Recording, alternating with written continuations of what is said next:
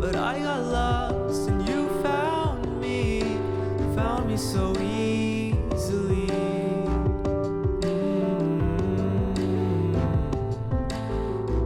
But then the world said, please tread softly, don't leave scratches on my skin.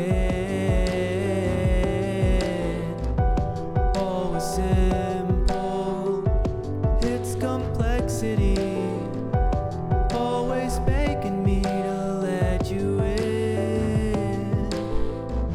I follow your silhouette, followed so easy.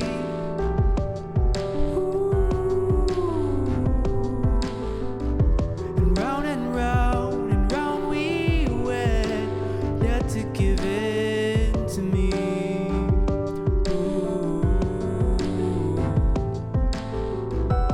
And the answer is a mystery, spoken softly like a sacred sin. 15 months Time was also empty, no reality, losing grip on what we had within. Can I fool you?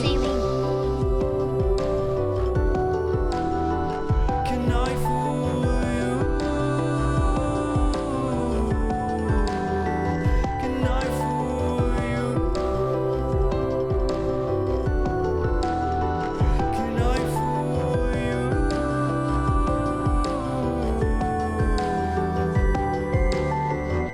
I follow your silhouette, followed so easy.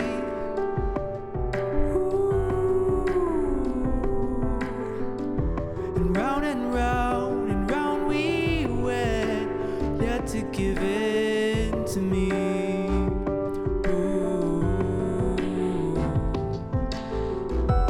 And the answer is a mystery, spoken softly like a sacred sin.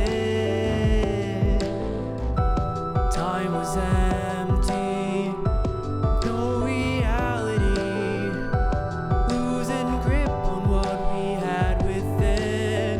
Can I fool you?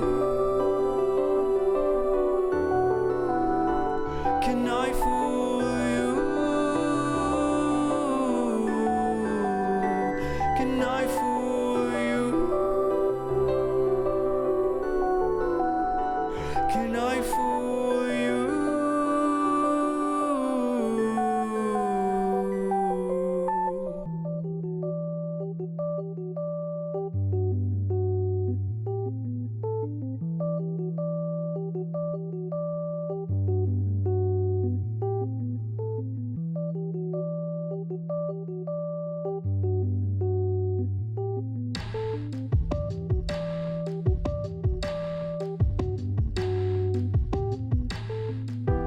I have you and you have me, sounded so easy. Ooh. But I got lost and you found me so easily.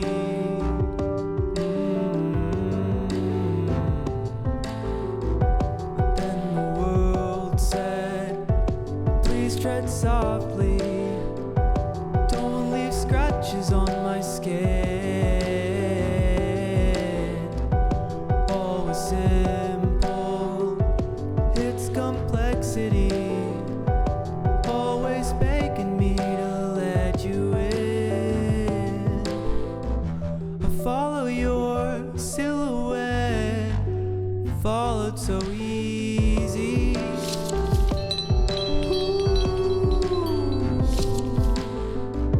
And round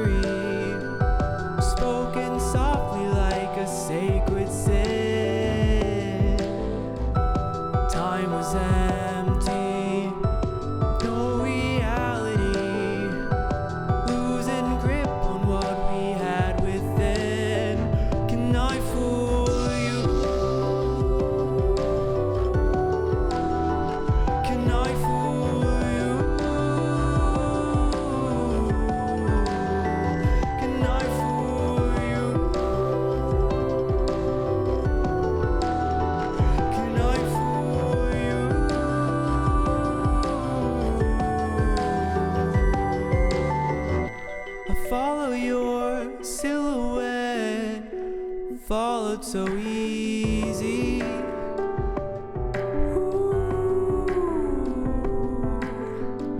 And round we went, yet to give in to me.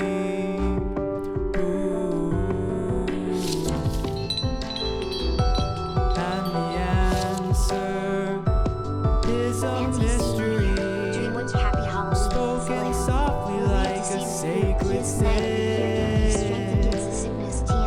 Time was empty, no reality, losing grip on what we had within.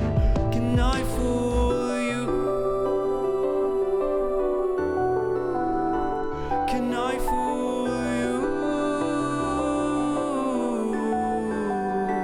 Can I fool you?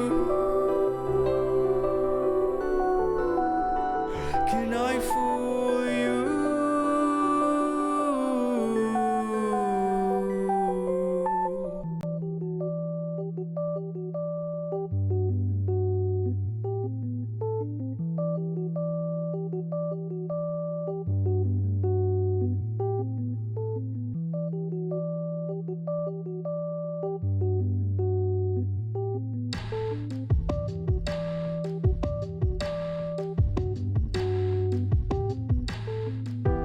I have you and you have me. Sounded so easy. Ooh. But I got lost and you found me so easily.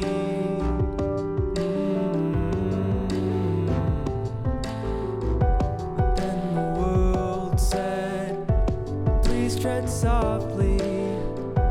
Don't leave scratches on my skin. All was simple, its complexity, always begging me to let you in. I follow your silhouette, followed so easy.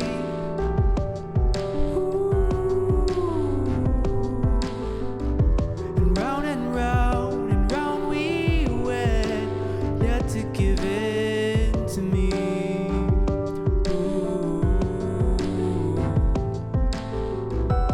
And the answer is a mystery, spoken softly like a sacred sin.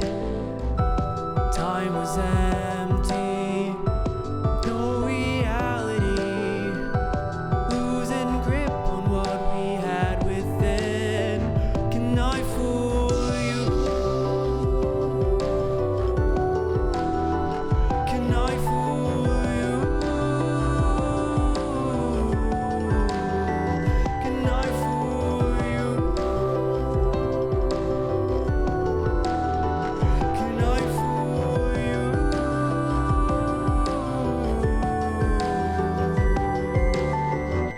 I follow your silhouette.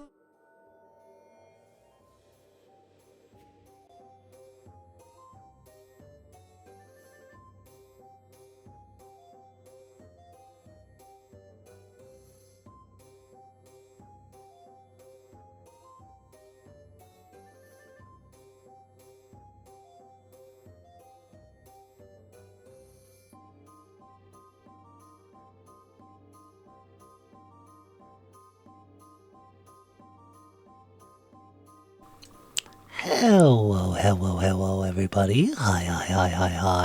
Oh my gosh, I immediately need to clear my throat.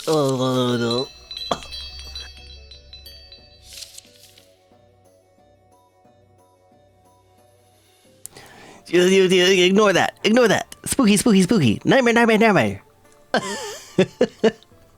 Hi, everybody. Happy Halloween. Hello.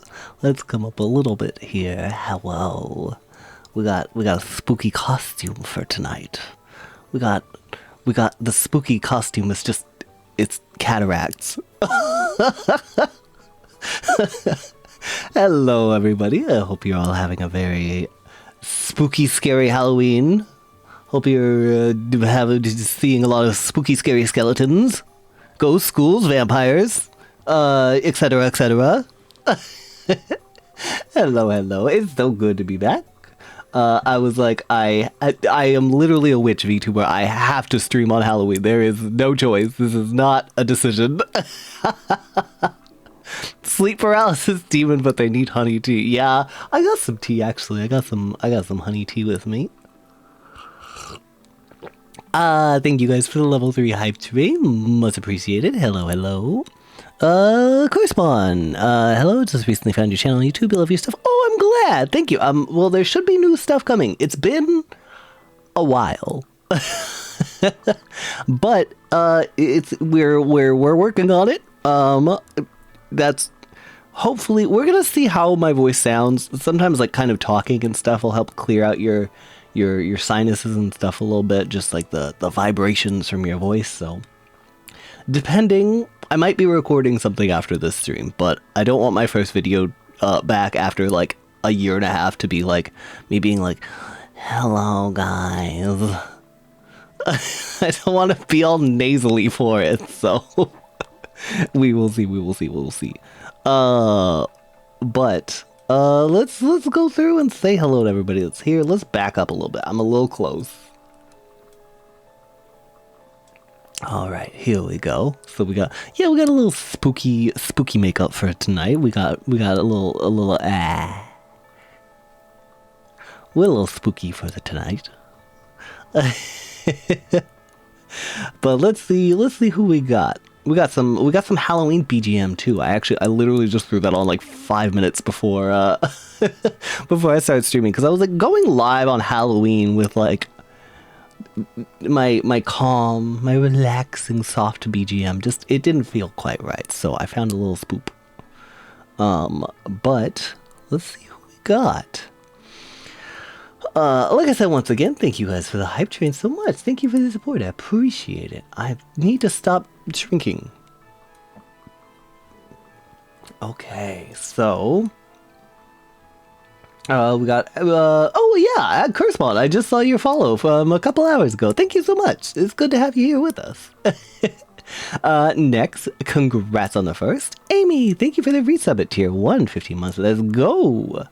The next, thank you for the resub. Also, for 15 months. Thank you. Archon, thank you for the resub. For 29 months. That's a lot. That's almost 3 years. I've been streaming for almost 3 years now. That's crazy. I need to like figure out when all my like anniversary stuff is. Like when my Twitch anniversary and my YouTube anniversary. I think my YouTube anniversary is sometime in September, so I might have missed that already. It's either September or November. Nix for 31 months. I think you might be the closest to 3 years now. We got some competition. Fits seeing you very much. Happy Halloween. It's the spookiest night of the year. Give you strength against the sickness. TM. Yeah. For anybody who hasn't seen my Twitter, I went to TwitchCon, which was super fun. It was great seeing everybody and getting to say hi. But I also caught Bovid. So not, hey, you win some, you lose some. Why do I always struggle with this every single time, and I'm so sorry. I have such a little cheese brain memory. I always see the real Shali, the real Shy. I can never remember if it's an I or an L. I'm so sorry. But regardless, thank you for the gift sub, much appreciated. Stretch Archon, thank you very much, much appreciated. Oy, oy, oy, oy, oy. Oy, oy, oy, oy, oy, oy. Just stay in the room with all the other VTubers, or they're like 20. There was some friends of mine that did stay in that had a big room together. I did not stay with them. I did I visited some friends and stuff while I was there, but no. I had a hotel room, which I'm glad now in hindsight is hoping that I'm hoping I caught it like later in the trip, so I didn't like accidentally give it to anybody or anything, but Oh, only, I don't know. I haven't heard of like a bunch of people getting sick. Like a few here and there, but not a ton of people, so. Shali, okay, Shali, I gotta remember that. I need to remember that. I feel so bad every time.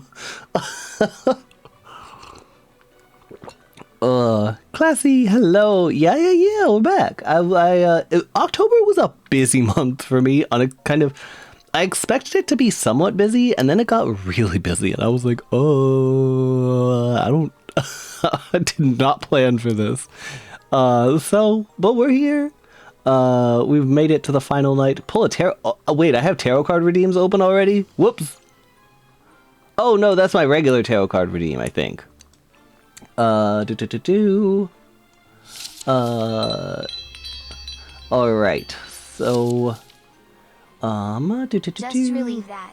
I felt perfectly fine since I got home, so you didn't give me anything, but... Hey, I'm glad you didn't end up catching anything at the con. Glad to hear that. Ninja, thank you for the posture check. Much appreciated. Mwah. Alright. Oi, oi, oi.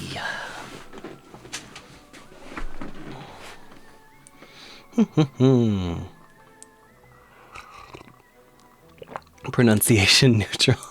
I'm glad, silly, because chances are I probably will get it wrong again, but I'm really gonna try, I swear. Oh yeah, I guess I probably should have checked my what stuff I had for my channel points enabled before I started. Kind of forgot to do that, so let me check in on that real quick. Oh yeah, so the name tracing is more for my like ASMR streams. Probably not gonna do those tonight, so we'll just turn that off. Let's see. So, I think I'm gonna go ahead and turn the, I'm gonna go ahead and, I will actually can I figure out how to? Hold on, I'm cooking. I'm trying to cook. I'm not a chef. I'm not a chef VTuber. I don't know how to cook.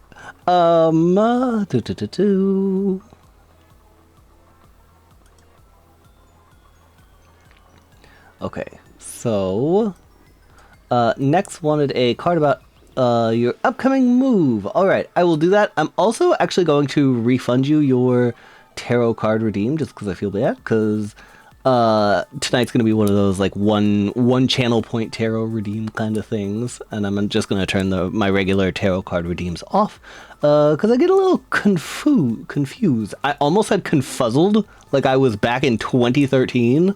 I don't know what demon possessed me. The veil is too thin tonight, I'm telling ya. Okay,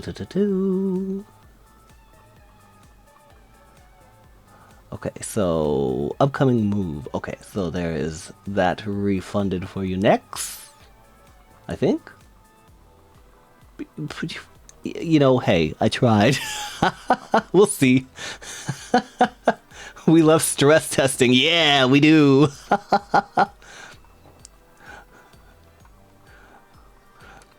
One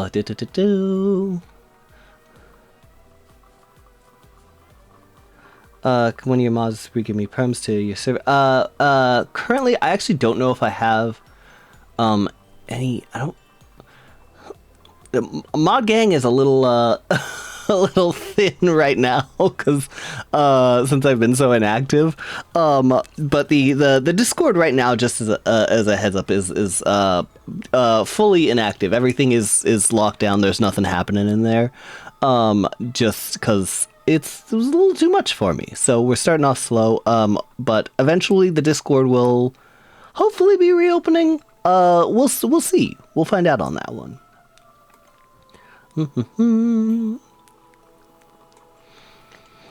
Also, Shalif, you're still here. Have a good night. Thank you for stopping by. It's good to see you. Who let them brew? Yeah, I'm brewing potions. You know, Halloween, witch, spooky.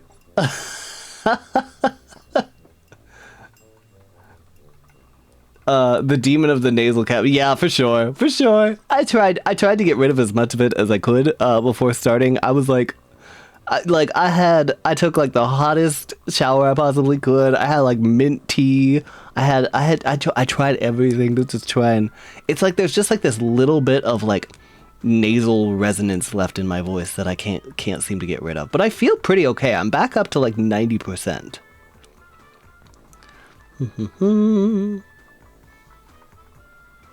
Wasn't sure if the Discord still being shut down or if it's just, oh yeah. No worries. No, totally fine on asking, but yeah, no, it's still shut down. Can't be up. Can't stay. Gotta be up super late. Or gotta be up super early rather. It's already half past midnight. Oh, Potato. Well, I hope you had a good Halloween. Thank you so much for stopping by and saying hello. I'm trying to exercise my nasal cavity. I got a stubborn demon. Oh gosh. Okay, so I think I am kind of vibing with this Halloween music. It's a little funky. It's fun. But we are going to go ahead and switch over to our little camera. A little hand cam for tarot readings for tonight.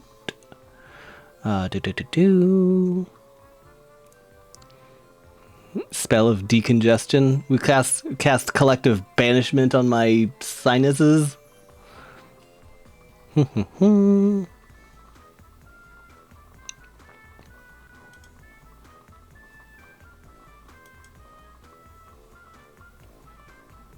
Alright, let's go. Wait, why is there stuff that...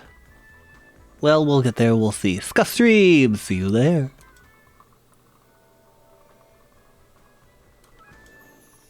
Alright, so let's go ahead and move me over here a little bit.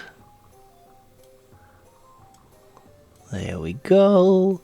So we're gonna stick back behind like this little box here today, because I like the spooky effects. And I can't keep all like the ambiance lighting and stuff otherwise. So we got some tea, we got our wands, we got some candles. I'm gonna let you all just sort of imagine what these candles smell like and imagine like a nice Halloween scent, because what their actual scent is, it's not. It's a weird mix. But so we've got our tarot cards for the night, and they're very fitting. I think I'll show you them in a second. What's that on your hand? These are my UV tattoos. I have some tattoos that light up with black lights. I am going to go ahead and, give me a second. I'm going to tie back my hair because every time I have candles now, my hair is so long that I'm like, this makes me nervous. Oh. Not the neti pot of greed. Oh my god.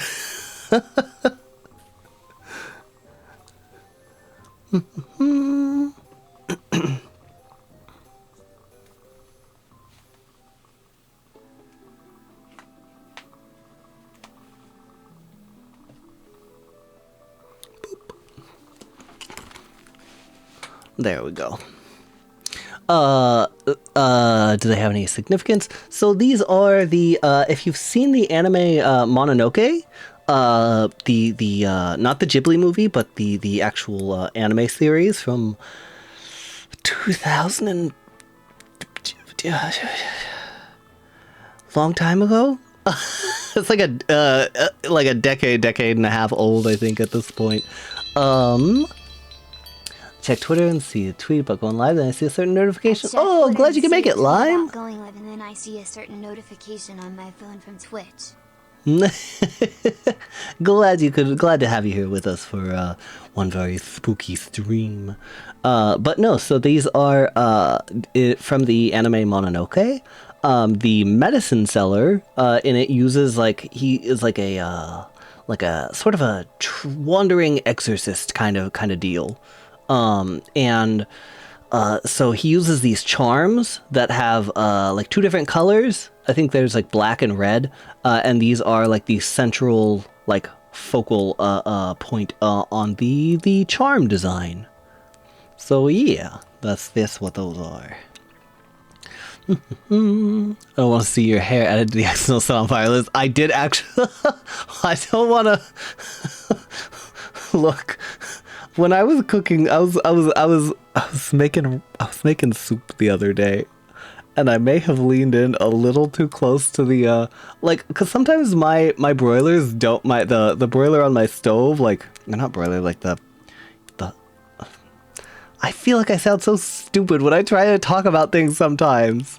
The burner on my stove is I have a gas stove, and so sometimes like it doesn't light all the way, so you kind of have to blow on it to get like the full thing to light up.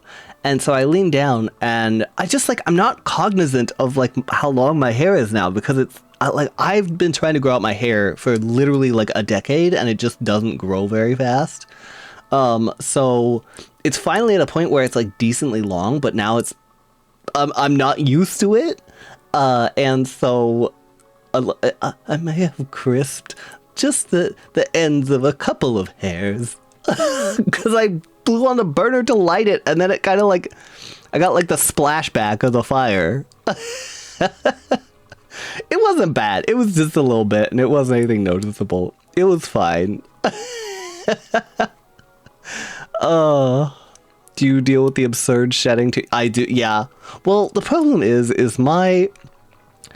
You know how like everybody's body sort of has like a different stress response? My body's stress response is, hey, let's immediately eject like every hair from Salem's head. Which is not great. I don't love that. So it's like, anytime I get stressed, I can start to tell physically because my hair starts falling out and it's terrible. It's not like balding or anything, but my hair just gets like thin. It's not ideal. My old workplace, like they always used to, it was so funny. They would like, it's kind of like gross, but it's like I can't help it.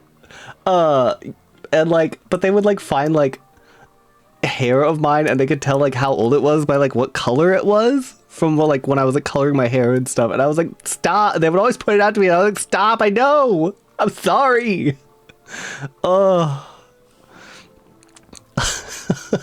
Crispy Witch sequel to Pepto-Bismol. Lily Lamp, but thank you for the resub, much appreciated. Thank you for sticking around here with us. Anyway, now that I've exposed myself, let's show off the tarot deck we're gonna be using for tonight. So I actually have a Nightmare Before Christmas tarot deck. Deep fried Salem. So, yeah, so this is the one we're going to be using for tonight. Because Demon Boys kind of fits for Halloween too. But we always use the Demon Boy deck. I love the Demon Boy deck, but just gotta throw things up a little bit. Shake things up a little bit. Don't throw things up.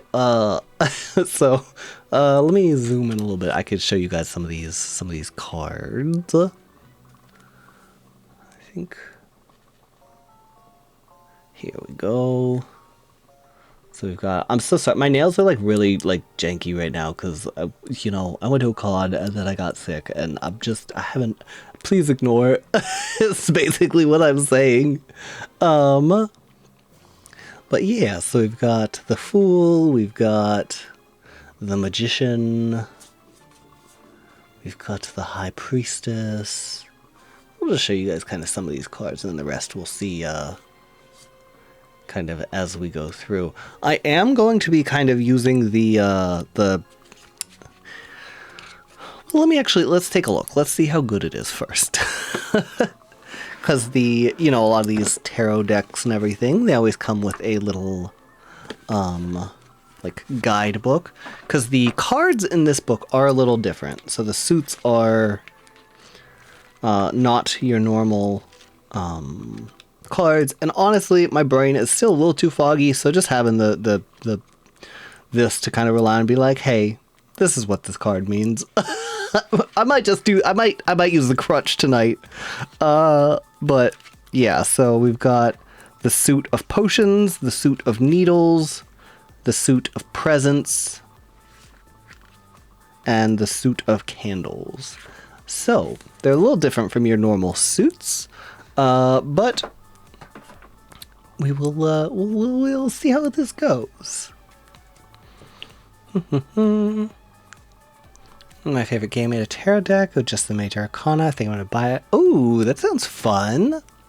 Honestly, I really do like major arcana only decks, because like I don't know, there's just like, even as somebody who likes like tarot and stuff, you know, I get like there's just something that's more fun about being like, your card is the Empress versus like your card is the Seven of Wands. I don't know why, just there's just something that feels more fun about getting a major arcana card. Maybe that's just me, but I don't know.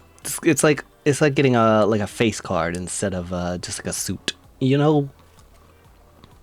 Heard there's a Sonic Tarot coming out. Okay, I might have to look into that. That's so funny. I love that. I love that for Sonic fans. I've thought about like, I kind of want to play Sonic again, like on stream one day, but like I'm also kind of trying to get away from being like and feeling like I need to be like a game streamer, because I kind of prefer doing streams like this, like hand cam streams and ASMR streams and stuff. And I still want to do game streams every once in a while and everything. But yeah, I think this kind of thing is more my speed. Main character energy radiates from major arcana. Yeah. Monarch, I'm with you on that. I feel ya. Oh, Amy, thank you for the gift sub to Scaldic. Thank you so much. What did I say? Oh, I was just talking about how I feel like it's more fun to get major arcana cards when you're getting a reading sometimes than minor arcana, or not minor arcana. Well, yeah, I think you can call them minor arcana. I think that's kosher.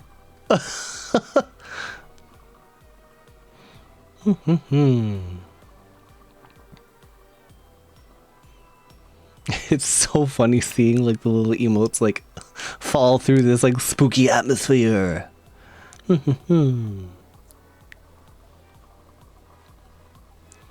Okay, so I'm gonna go ahead and start getting the all of the reading redeems and stuff set up. Just a quick question while I'm doing that. If you guys could let me know, is the music okay? Is it too quiet? I don't think it's too loud, but if it's too quiet, let me know and I can turn it up. If it's perfect, also please let me know and I will leave it right as it is.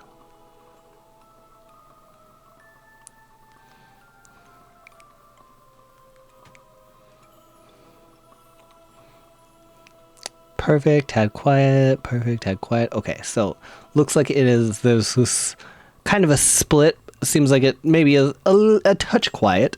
So I'll bump it up just a little bit.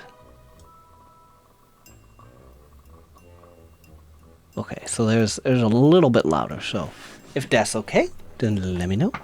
And I'm gonna go ahead and start getting that.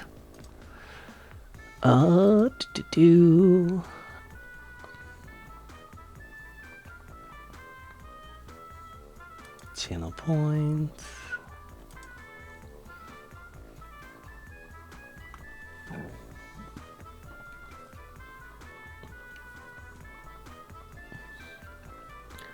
Where are my tarot card redeems?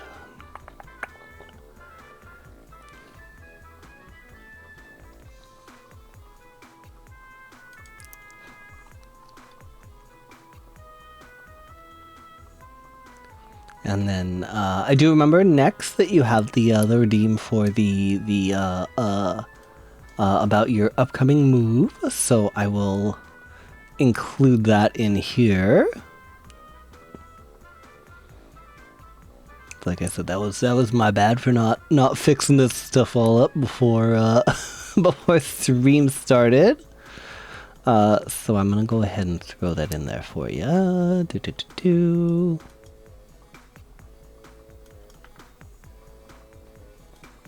So since we're doing next with this, I'm gonna go ahead. There's gonna be four redemptions for a tarot card redeem that will be opening up in just a minute.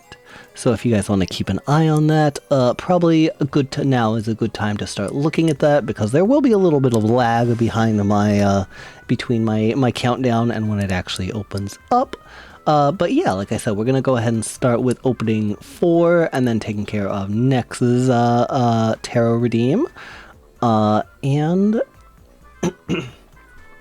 yeah. So there's gonna be those opening in 3, 2, and 1.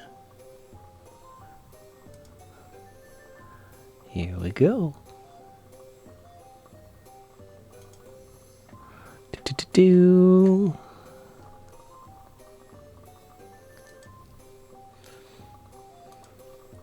Alright, so we got one for Scaldic. We got Nexus. Did I do that right? I think I might have not done that right. Hold on, pause.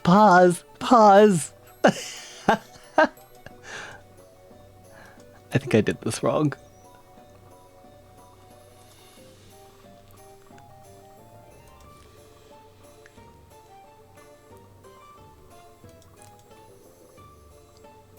Yeah, it only let one redeem for some reason. I don't know why. That was strange. Because there's only been one other tarot redeem for this stream. 2 would make it... Well, we'll try and do this. Okay, so there will be a few more opening in 3, 2, 1. Maybe? Maybe?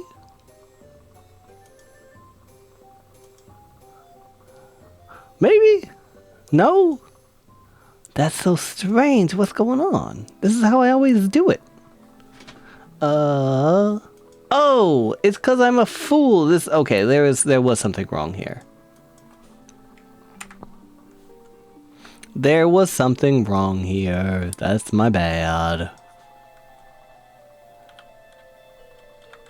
Okay, so there will actually be a couple more opening down in you know, assuming I got this right, in 3, 2, 1.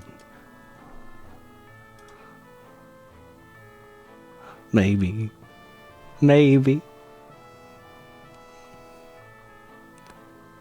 Yeah, I had a cooldown on it by accident, and it should... Yeah, I'm still not seeing it. I'm so sorry. I never have this much trouble with it. What the heck? Nothing still. 0. It should...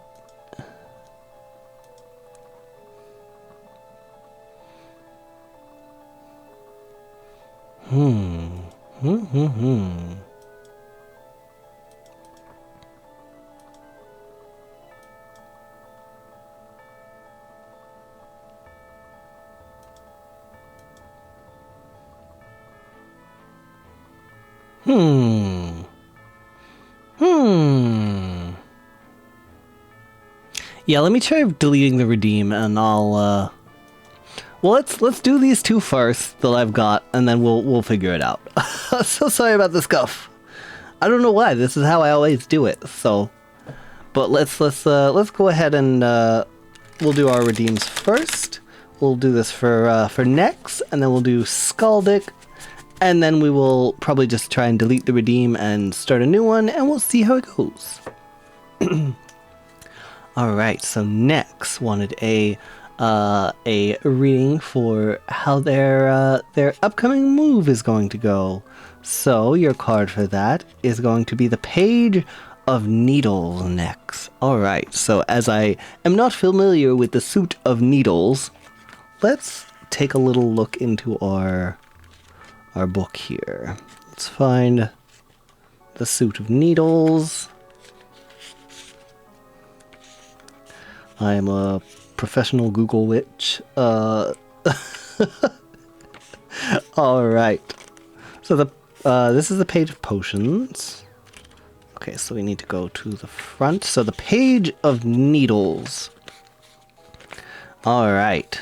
So here we are. The Page of Needles represents a cunning, curious personality archetype. Like Lock, Shock, and Barrel, the Page of Needles has wit and cleverness, but lacks the maturity to realize his way isn't always the best way. Alright, so kind of what I'm getting from this is, you know, especially with like the Lock, Shock, and Barrel thing, is I think,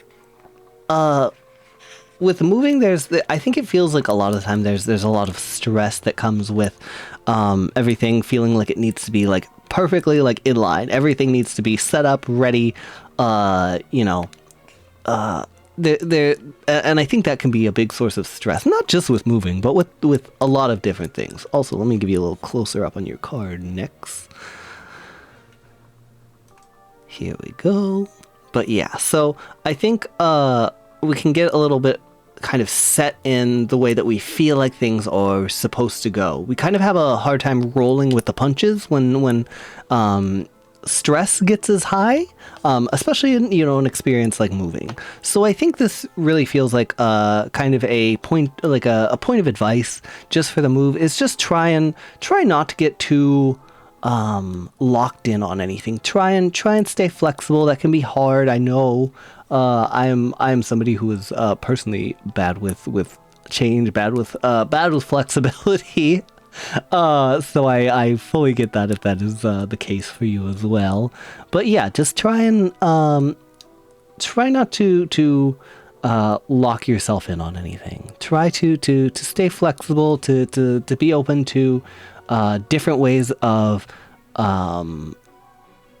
approaching things as you're going through your move. So, that is your card, the Page of Needles next. Thank you so much for the redeem, and good luck on your move. I hope it goes well.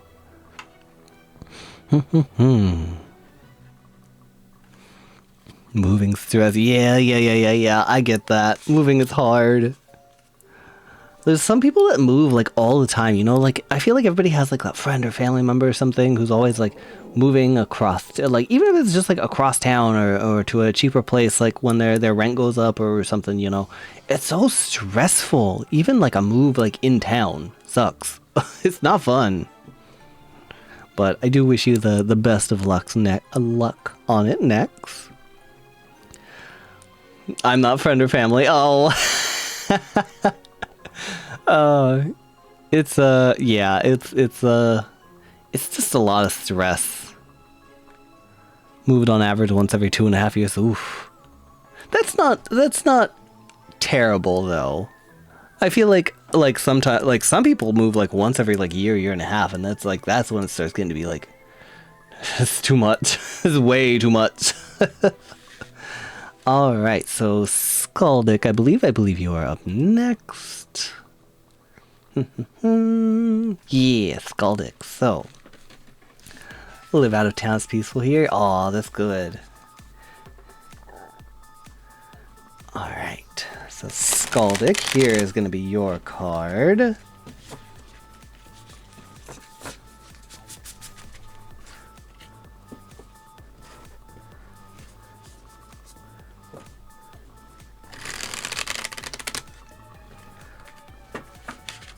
Get a little shuffle in here for ya.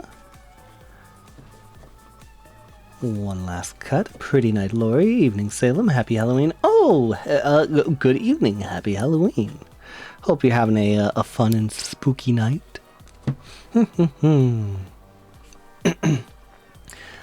Please enter this around creativity. I'm trying to learn to be a writer. Oh, that's so good. Oh, I'm happy for you, Skaldic. I wish you much success and hope you do well. First of all, I hope you just have fun with it. First of all, Yeah, so we can do that. Yeah, if you guys ever have any requests for your card reading or anything, please by all means let me know, and I will try to focus in on that. Oh my gosh! Oh, the username just clicked. Oh, I'm so sorry. Ah, it's so good to see you. Hello. Yeah. Knight and I got to say hello at TwitchCon to each other, which was super fun. It was so nice getting to say hello to you. You were so friendly. Thank you so much. Yeah, that was a great time. Yeah, Skulldix. So your tarot card for writing. All right. We'll give this one more shuffle as not to. Why did that? I don't know if that sub notification sounded all distorted for you guys too, but I got a little Halloween effect on it for some reason. All right, so we'll give you a fresh little shuffle there, Skaldic. Amy, thank you so much for the gift sub. Much appreciated. All right. Sound normal here? Good. I'm glad. It just sounded a little funky for me. Alright, so Skaldic, for writing, your card is going to be the 7 of Potions. Alright, so let me give you a little closer look at this one here. This is a fun looking card. I like the illustration on this. And I have to say I am a bit partial to the suit of potions, I think. I will give you one guess why. Alright, so the 7 of Potions. Let's go ahead and find the suit of potions. I think that is the final suit. Alright. Ooh, this one already looks, already feels like it might have some relevance for you, Skaldic. Dreaming can be a powerful act of manifestation. Let your mind wander a little. What adventures do you want to go on? Where do you want them to take you? Visualize your best life and then put real action behind making those visions a reality. Alright, so with that, I think that is a rather good omen for your writing. So it's sort of a, the message from this card is kind of, it starts out in terms of more general readings, it's like, where do you want to go in life? That kind of thing. But I think there are a lot of mentions of dreams. There is some mention of manifestation, letting your mind wander. And I think that those are very poignant, but also, the idea of what adventures do you want to go on and where do you want them to take you, I think is actually something that's kind of a core mantra behind a lot of the script writing and stuff that I do. And I think that maybe is a very helpful thing to kind of keep in mind as a little bit of a mantra for when you're writing, trying to keep yourself in mind as an audience, I think is always a helpful thing. Because there's a certain amount of passion that lends, because like I've always said, my ASMR is always, it's the stuff that I write is the stuff that I want to see, like, in the community. That's like what got me into creating ASMR, was I wanted more soft Monster Boy ASMR, and there just really was not very much of it. So I decided to give it a try making it on my own. And I think just that is a really good idea to take from this card, of just trying to really focus in on, what do I want out of other people's writing? What do I want to see that maybe I'm not getting as much of, or that isn't as prevalent as I would like it to be? And I think starting by filling the niche sorry, I'm getting I'm getting that weird like distorted sound again. It's making it hard for me to talk. But it's the idea of saying, like, hey, this is what I want to see, So I'm gonna make it happen. I think it's a really helpful tool in writing, and so that's I think something good to move forward with. But I do wish you all the best of luck in your writing. It's a very fun hobby. It can be a little challenging, but very rewarding as well. So I wish you all the best, Scaldic. Thank you for. I didn't pioneer soft monster boy ASMR, I don't think, but there wasn't as much of it as I would have liked there to be. So I figured, you want something done, you gotta do it yourself, I guess. Also, Loverbug, hello. Speaking of nice ASMR. Highly recommend everybody check out Hey Loverbug VA on YouTube. Very chef's kiss. Just some great audios. Yeah, I would highly recommend. You know, hey, we're gonna put a little link. We're gonna put a little link in the chat. But hello, thank you for the sub. It's good to see you. I hope you're doing well.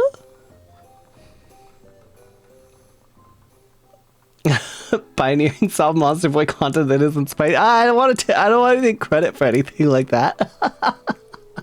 I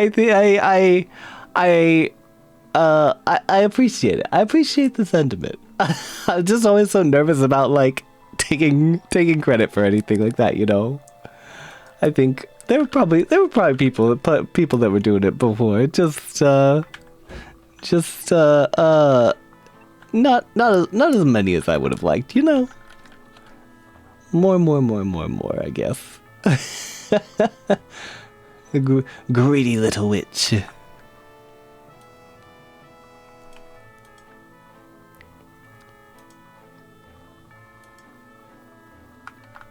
All right, here's that some Loverbug ASMR that I, like I said, highly recommend. Very nice.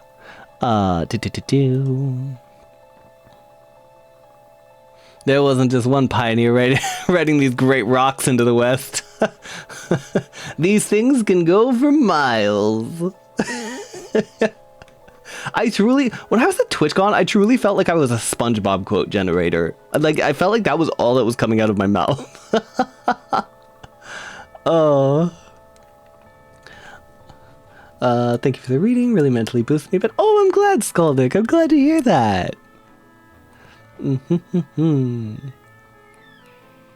All right. So let's see what I can do about fixing these.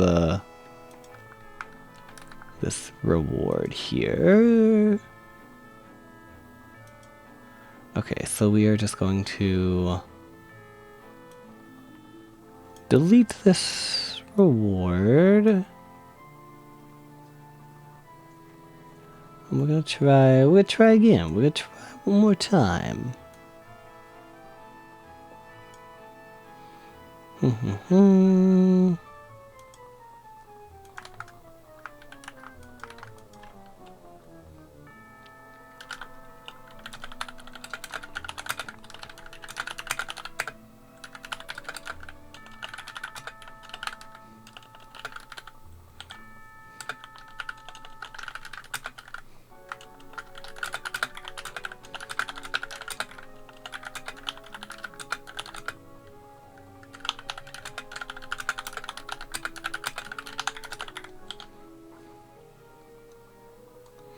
All right.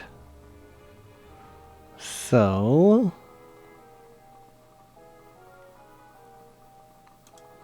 cooldowns and limit redemptions per stream to 5 to 1. Okay, so this in theory should work. We will find out. All right. So let's, it feels so funny, like, looking at my model every once in a while and being like, oh, it's a little spooky tonight. Alright, so, tarot card redeem is going to be going back up. We're going to try a new one, and we're going to see if this will work. And this will be in 5, a 4, a 3, a 2, a 1. Boop.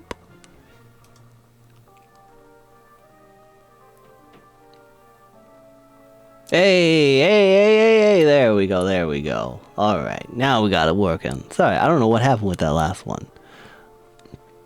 Alright. So just in case anybody missed it, no, it's okay, Amy. We'll be doing more this stream. So probably at least one more set. But we'll see how long my voice holds up. I don't want to strain too much after just kind of getting better, but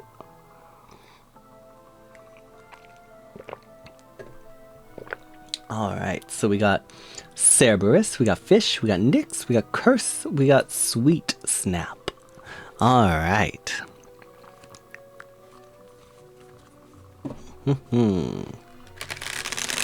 So we'll give this a couple shuffles to get it all set for you, Sweet.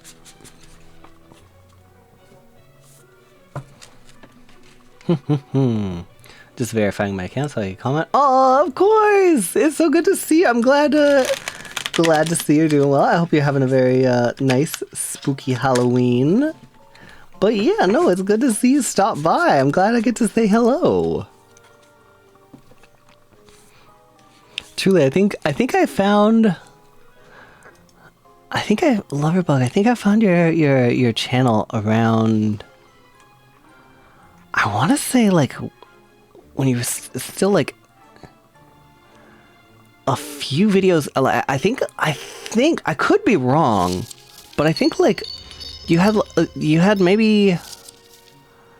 I think still like single digit videos like when I had found you at first, like, and it was still like, but even like when you just had like a few videos up and you had like your like Naga videos and some of your which ones, let me see, yeah, your Naga and then gosh, why am I blanking? Regardless, some of your early videos and stuff, and they were already so good. They were just so nice to listen to. I get so much like voice envy listening to you. You have such a nice voice. When I was a baby VA, we've all been there. Sometimes I look back at my old videos and I'm like, man, I recorded this in a tuna can, didn't I? Made you get well drawing. Oh, thank you, Amy. I will take a look. I appreciate it. My favorite way to shuffle is throw the deck and sweep back into a pile. I can't do that. I could not. All right. Oh, Nyx, thank you for the gift sub to Loverbug. I appreciate it. All right. So why don't we go ahead and get started with our first reading for you, Sweet. Let's get going. Oh, geez. Those cards do not shuffle together at all. It's a new deck. I haven't used this deck at all before, I don't think. So, the cards are still very stiff. We'll give them a good mix up for you, Sweet.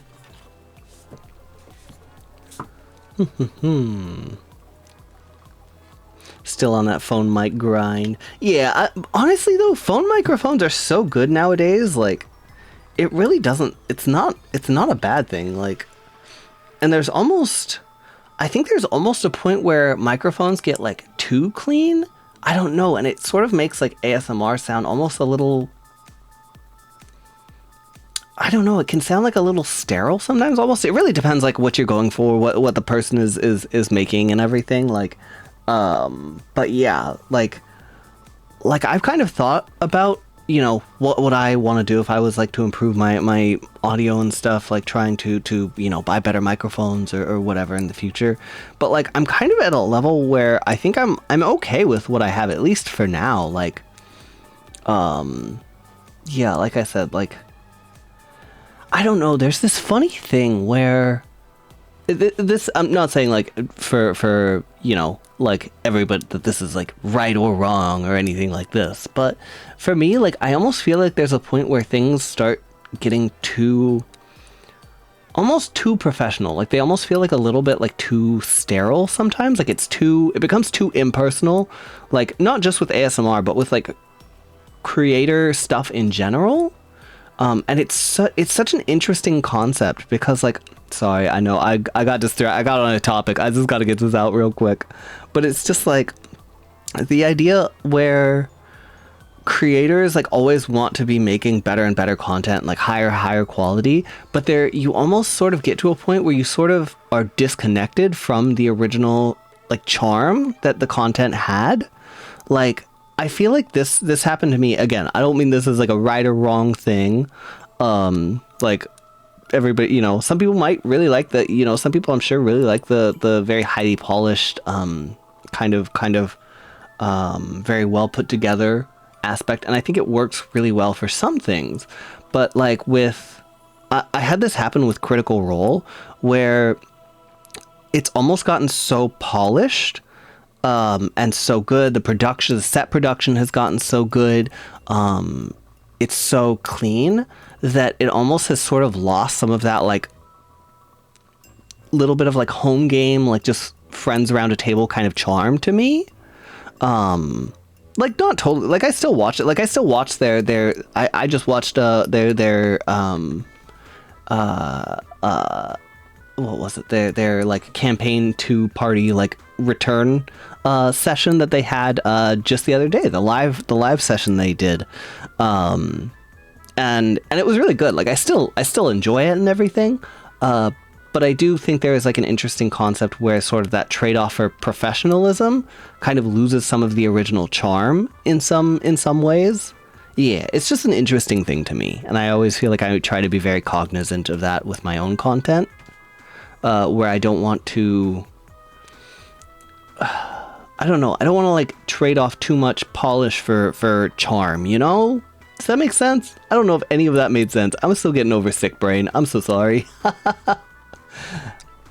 But anyway, tarot card for Sweet, who has been very patiently waiting for for their redeem. All right. So Sweet, your card that you have been so graciously and so patiently waiting for with all of my appreciation is the Fool. All right. So for the Fool, we can take a look at what the book has to say in a moment, but I'm going to go off of my own interpretation for the Fool for you. So the Fool is very much about it's the start of a new journey. I always sort of look at Death and the Fool as sort of companion cards, where Death is sort of like it's sort of the end of a journey, and the Fool is the start of the next one. There's a lot of fresh kinetic sort of energy to it, a lot of options, it's a very like doors opening kind of card.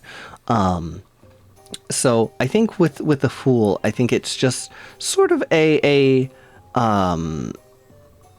herald of if there's something that you've been wanting to try, something new that you've been really thinking about, a new project, a new passion that you've wanted to get started, or that you really wanted to kind of kick into high gear, the Fool always feels like a card that is a sign that like now is a good time for that there's probably a lot of energy behind it.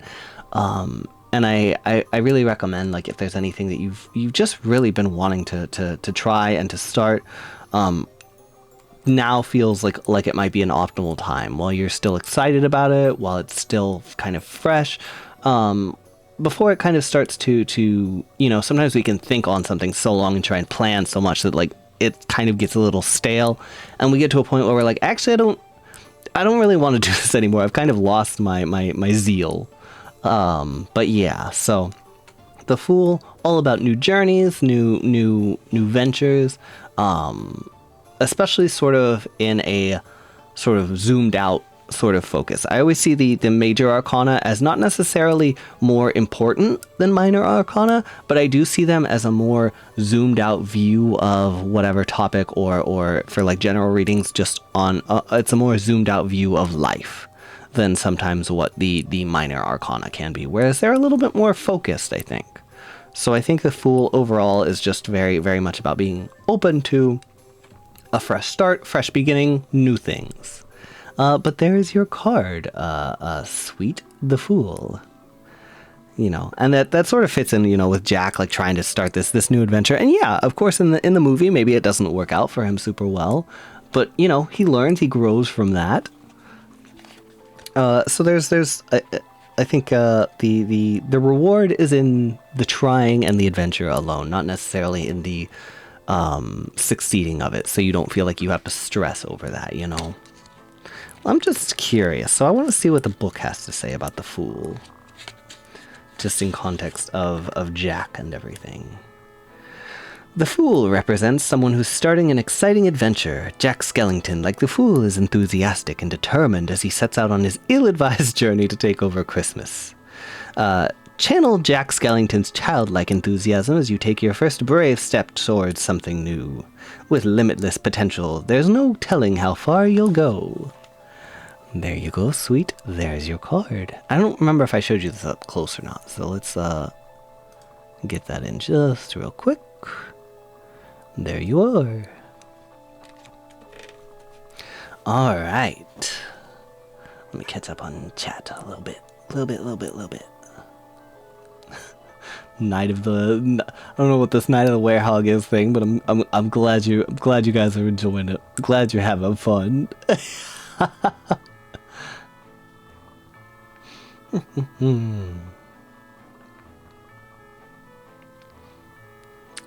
You watched Crit Roll 2? Yeah, I watched all of campaign 2. I've watched just like a tiny bit of the first campaign. And then I watched I think I watched some of campaign 3. I think I made it like 10 or 15 episodes in, and I wasn't really connecting with the characters.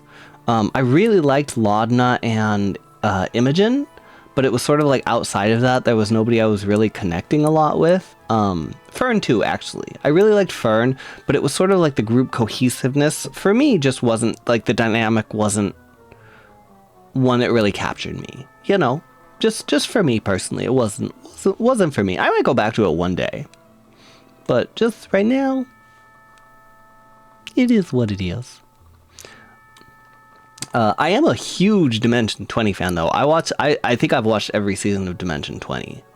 I absolutely love that. I love that series. I love that funky little guy, Brennan Lee Mulligan. Just one of my favorite guys.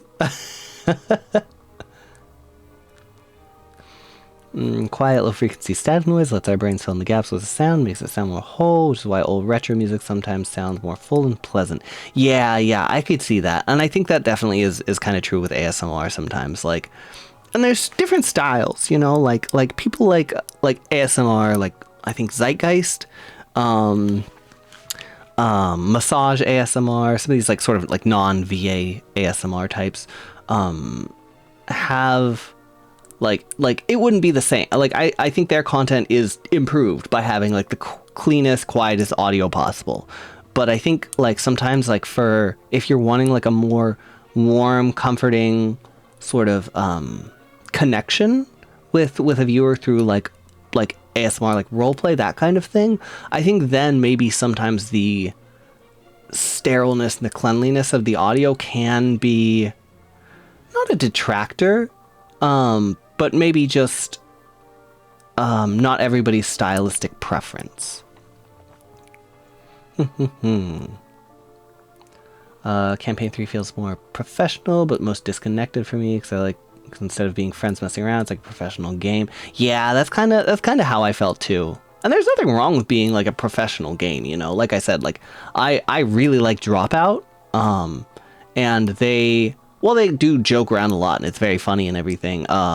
There is sort of a sense of professionalism to it too, where it's very like pretty highly edited and stuff, which is okay. It's just, you know, going for different things. But I think it's also the difference between like the fact that Critical Role does these like long, expansive, like sort of campaigns that you have to like devote a lot of time to, that sort of feel like you should become like family to the campaign in a little bit. Does that make sense? Like you should feel a little bit like you're connected and part of it, even though obviously you're just watching them play. Whereas Dropout, I view like Dimension 20 as more, it's like a campaign for entertainment, rather than one that you can sort of see yourself in, if that makes sense. Would love to watch a Salem D&D stream. I would love to one day. I think it hasn't worked out yet, but I think it would be fun. I've always thought it would be really fun to get like a bunch of like ASM artists or VTubers and create characters that are like based on our like sort of on our VTuber lore, or based on like one of our characters like that we have like for like ASMR videos or something. Just something like that I think would be super fun. Haven't had the chance to make that happen yet, but stress test homebrew D&D rules. Have fun next. Dimension 20 is excellent. Hard agree, Ninja. Oh, got to. Sorry, I thought you were saying that was what you were doing, like, now. I accidentally caused the concept of cannonballs. Ricocheting back the ships of. Oh no! Yeah. Homebrew could be a little. It'd be like that sometimes. Oh my gosh! I was just rewatching the Dungeons and Drag Queens. What do you call it? The adventuring party for that last night. Oh my gosh, Brandon Lee Mulligan's look on that was so good. It was amazing. If there's ever a D&D game with VASM artists, I am there. Oh, that'd be so fun. That'd be so good. I hope that happens one day. It's just like one of those things where I'm like, I've DM before, but it's not my preference, and I'm not very good at it because I'm not like. I don't mean that in like a disparaging way, you know, it's just not my strongest point because I'm not good at multitasking. I'm quite bad at multitasking, actually. So sort of collecting everything, getting it all like going at the same time, role-playing, improvising, keeping track of all the monster, you know, all that. It's a little much for me. So it's like, I'm one of those people that's like, yeah, we should play a campaign together. But also, does anybody want to be the DM? But yeah, so I'm one of those people, unfortunately.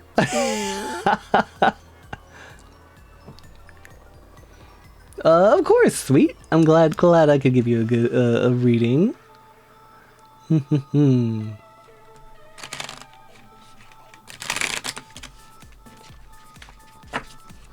Alright, oh, that was a real janky shuffle. I did not get...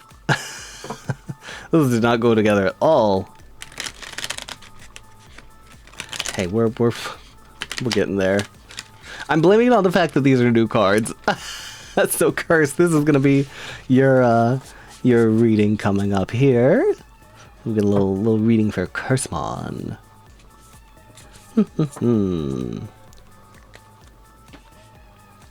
Alright.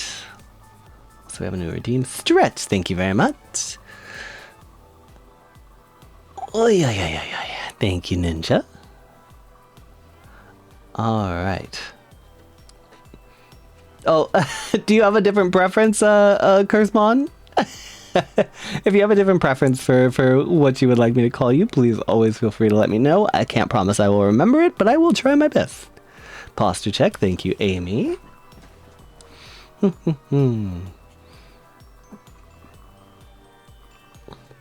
Curse is fine, it's just new theming. Yeah.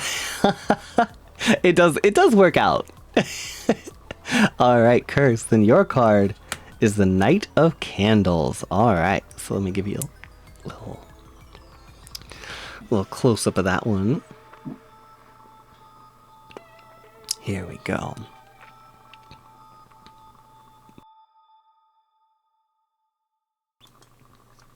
All right, Wolfman. Yeah. Oh, I want to make more. I want to make more audios of like my little werewolf groomer guy, Chartreuse. I love him. I want to make more audios with him. All right.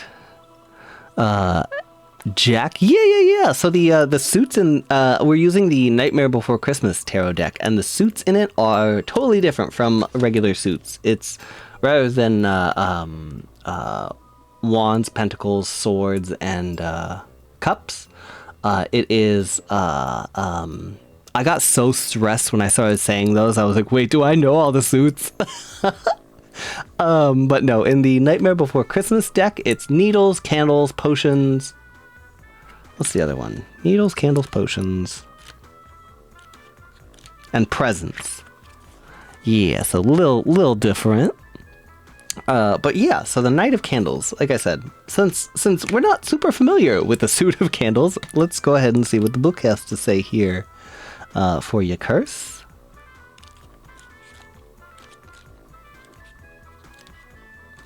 Okay. Okay, so the Knight of Candles. So the Knight of Candles is a fierce, bold, impulsive figure who breaks down barriers. Full of wild, primal energy, he's feeling inspired and always up for an adventure. So Curse, I think this card to me feels like it's really giving you some indication to kind of follow your gut lately. With candles, I would associate candles with, of course, the element of fire, which normally kind of has to do with sort of creativity and passions and sort of those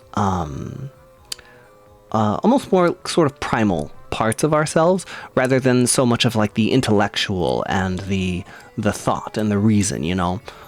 So I think kind of following your gut on some of those types of topics right now might be a really good thing for you. I think that might kind of lead you down some paths, down some directions that maybe you hadn't considered before. I think there is definitely something to say about just trying things without necessarily a plan, without knowing where they're gonna go. Just saying like, hey, I like this thing, I'm gonna try it out. And I'm not trying to do any particular thing, I'm not trying to be the best at it, I just want to try this out and see where it goes. I think right now is a really good time for letting yourself explore and just sort of indulging in you know, like passions and creativities and subjects like that. I think right now is going to be a good time for that, and I think you might get some new hobbies, some new interests, or it might lead you to different places that neither you nor I could predict.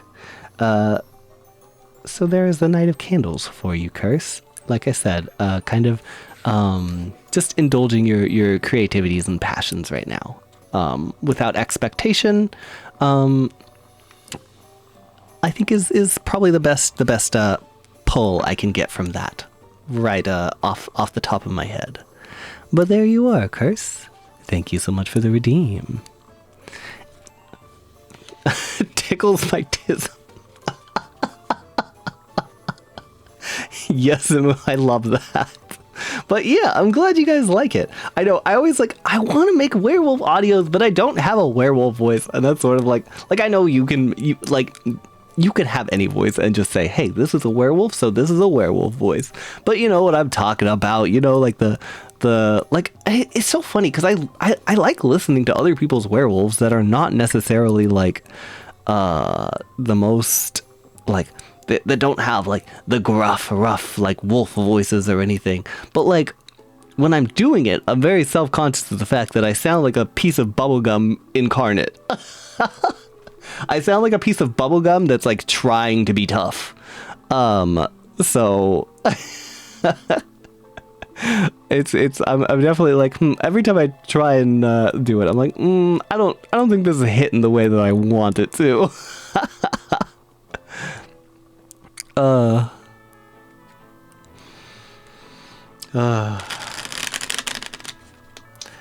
about those redacted werewolf boys, though? Am I right or am I right?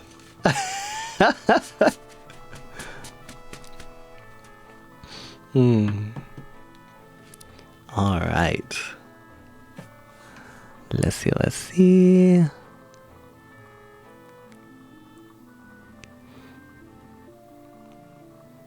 So let me catch up on chat real quick, make sure I'm not missing anything too much. Got 2 southern werewolves coming, one of which is so southern, Belle, it's not even funny. I just say follow the vibes. Hey, I love that. I love, you know, hey, a good southern werewolf is just so, it's so chef's kiss.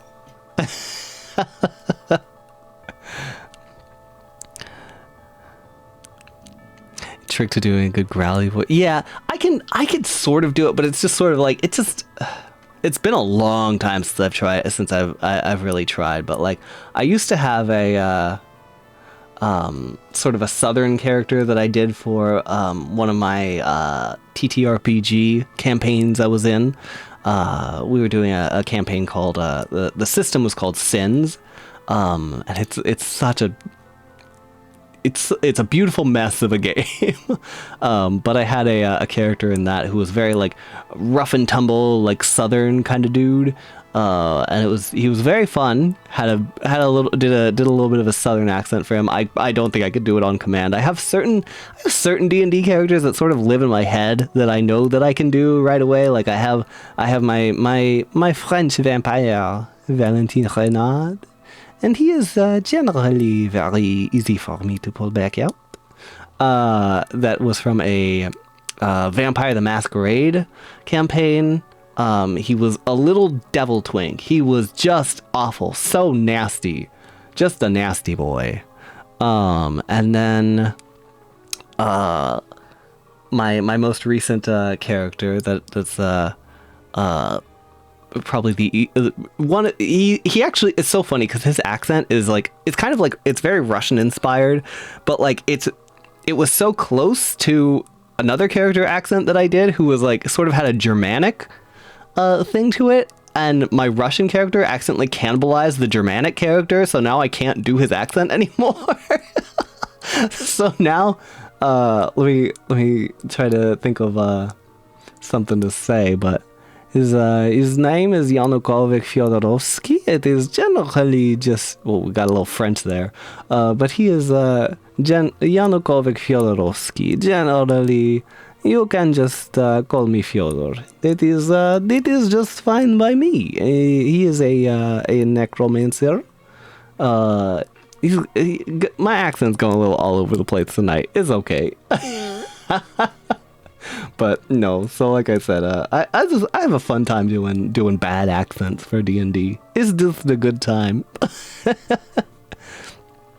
Prissy pink Long Island barbarian who lives in my heart. Oh, that's so cute. I love them. Oh, Zetter, hello. Stretch imposter check. Thank you very much. Speaking of Zetter is in the campaign that that my character who is literally thank you but who is like, I realized later on that I was like, damn, I really just made a character who is like the little German boy meme incarnate. But he is the one who had a Germanic accent that got cannibalized by my other character's Russian accent. No, little German boy. Yeah, I don't know that I could even do his voice anymore. It really got eaten right up. Well, we'll try. We'll relearn it one day. All right, who do we have up next for our next redeem? So that was Curse. So we have Nyx up next for your tarot card. This cave is full of sharpened slicing. Why is it sounds, for some reason the alert sounds so distorted on my end. It sounds like when nightmare mode. Amy, thank you for the gift sub to Zetter, much appreciated. Thank you. And Zetter, I hope you enjoy your new Salem emotes.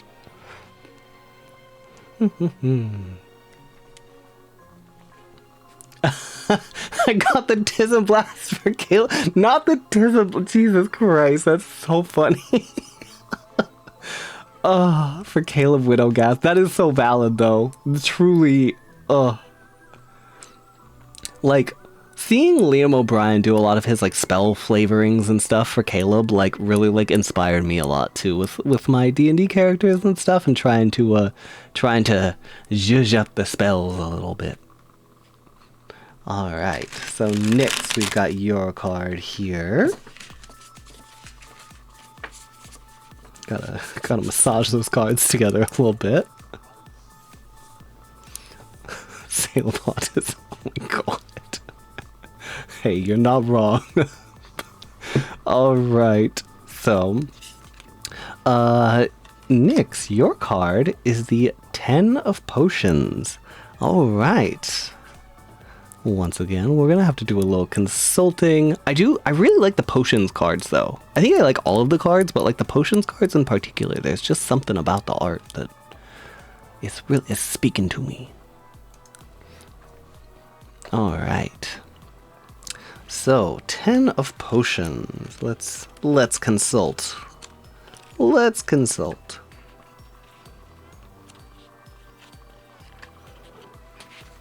Alright, so the 10 of Potions.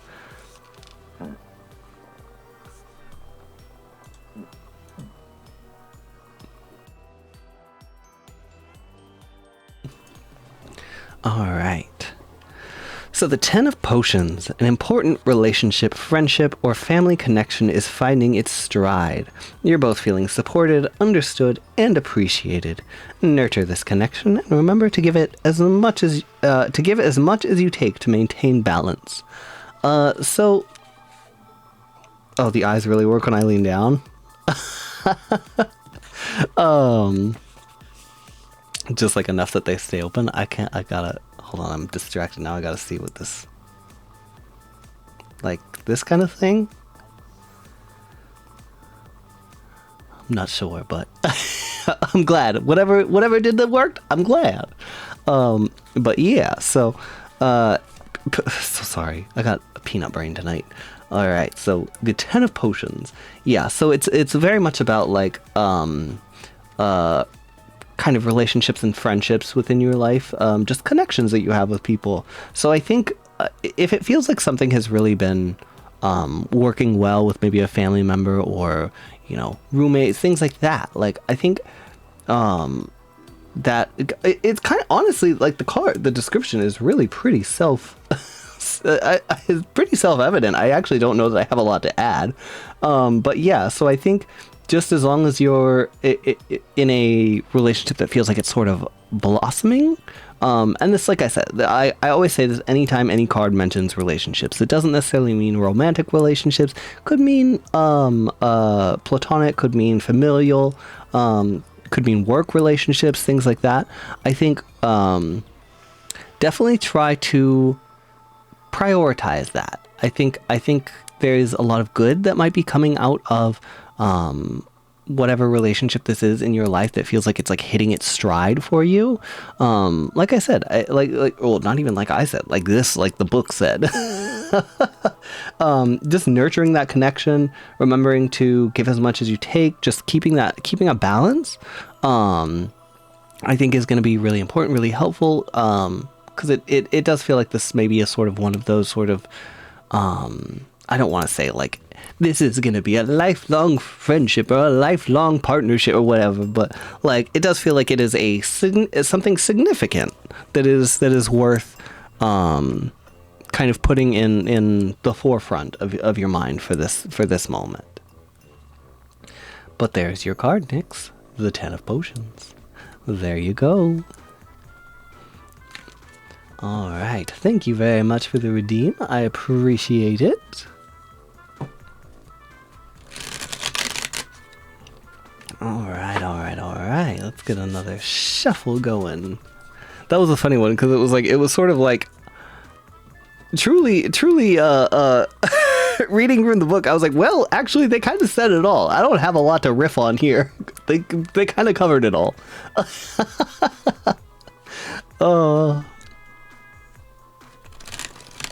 It's like quick vamp.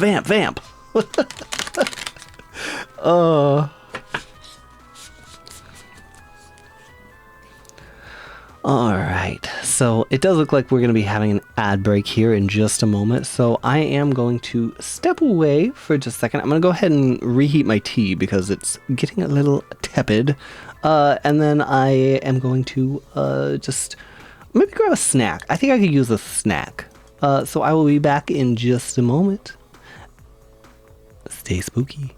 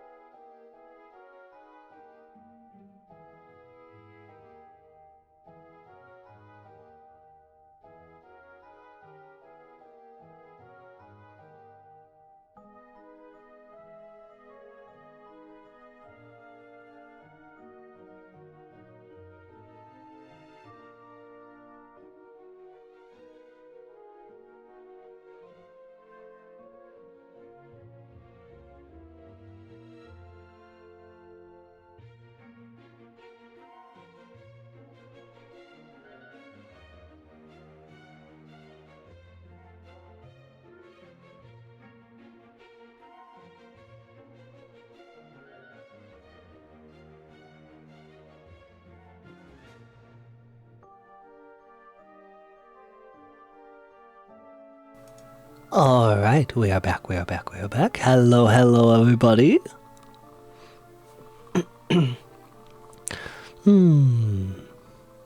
Oh, Zetter, I just saw your compliments about my boy. Thank you very much. I appreciate it. But let's catch up, see what we got going on in chat. All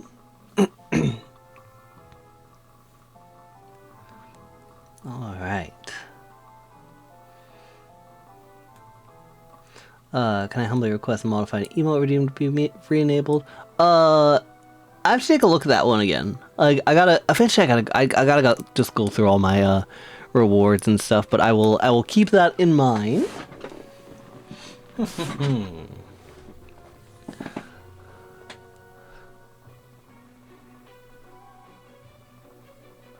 Let's see. I use my tarot more often. One manual I have states a spread that should be done on the daily. Yeah, I always like the idea of that. Like, I've actually talked about some of my OCs that do like have like a little like daily card pull thing they do, and just because me and a friend of mine were being sappy talking about our OCs, and we were just like talking about like the idea of them like both doing daily card pulls, and like they both pull the lovers together, and it's like, oh, with just being dumb and sappy.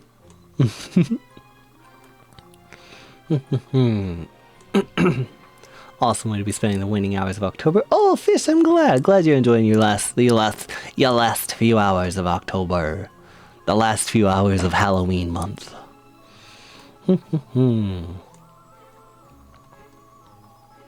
Voice seems much less nasally now. Oh, I'm glad. Yeah, like I said, I was kind of hoping that like all the talking would maybe like shake it out a little bit.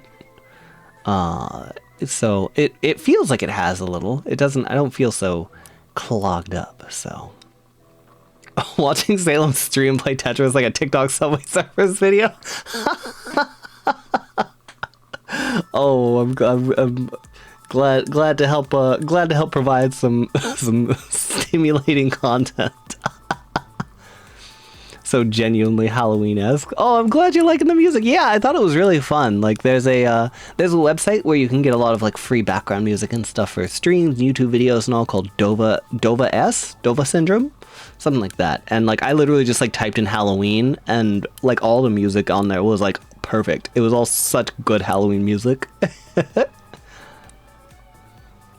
It was like, it has that like perfect balance of like spooky, you could tell it's like Halloween music, but it's like fun, it's like charming. I really like it. It's bouncy. Both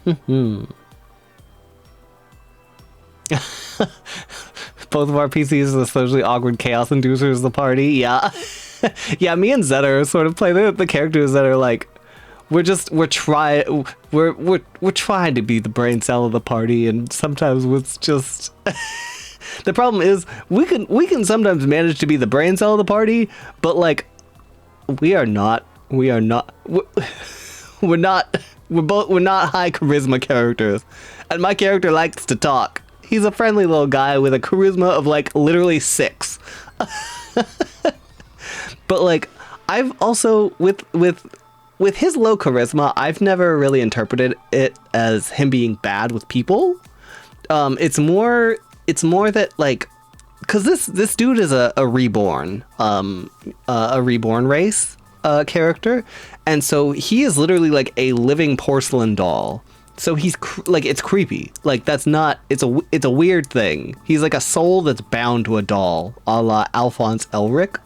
But so like, I kind of flavor his charisma as like, you can be as nice as you want, but like, if you're a 2-foot haunted ass looking porcelain doll just coming up asking people how the weather is today, you're gonna have that you're starting from a low point. You have a high bar, you have a high hurdle you have to cross.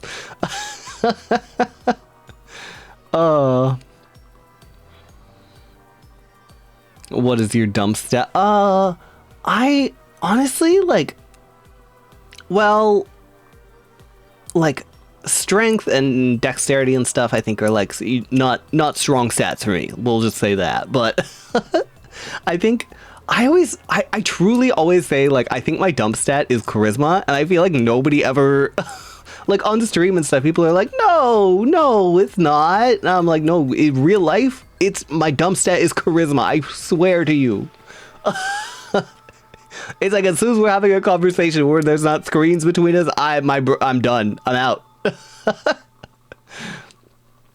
It's like, you know, like how sometimes like in D&D, like if your stats are so bad and stuff, like on like an inside or something, if you have like a -6, it's like, you know, even with a natural 20, the highest you can roll is like a 14. That's the highest you can get. That's truly how I feel with my charisma. There's a hard cap. There's a hard cap there.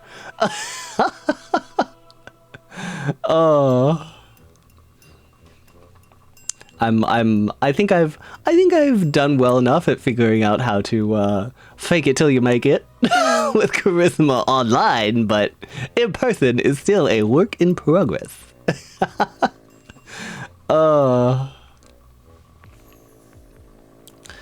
What about you guys? What do you guys think your dump stats are? If you had to pick a dump stat of your six core D&D stats, what do you think yours would be?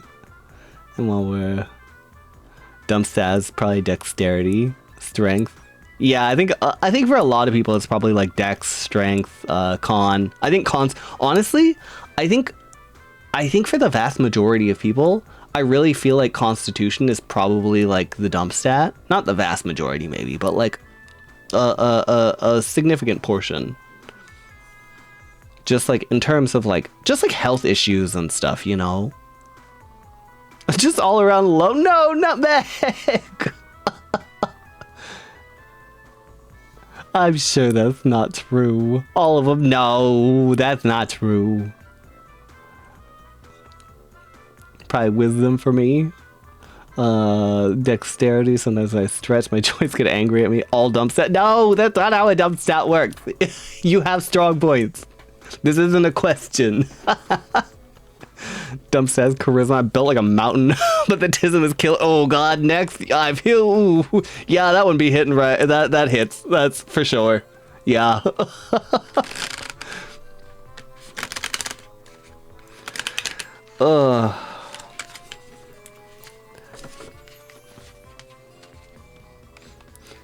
I personally, like, just to be upfront, I am still personally seeking an official diagnosis. It was in progress, and then it kind of got put on hold because of financial reasons. But yeah, it was so funny because there was a sort of like the first time I started considering, you know, whether like the fact that I was possibly autistic. Again, I still don't like to say anything for sure or anything because I don't have, like, you know, it's a very complicated subject. I'm not getting into the whole self-diagnosis thing, but if you feel it's valid for you, I'm happy for it. It's just for me, I would like the official sort of backing of a diagnosis. There is so much loaded in that subject. I am not getting into it, but it was funny because the first time that I was sort of considering that, you know, it can be a fairly heavy thing for people to consider. That was the worst shuffling of my life. And there was I have a friend of mine that is diagnosed, and so I had been talking to her, and I was like, you know, I think I might be, you know, I might have it. She was like, oh yeah, for sure.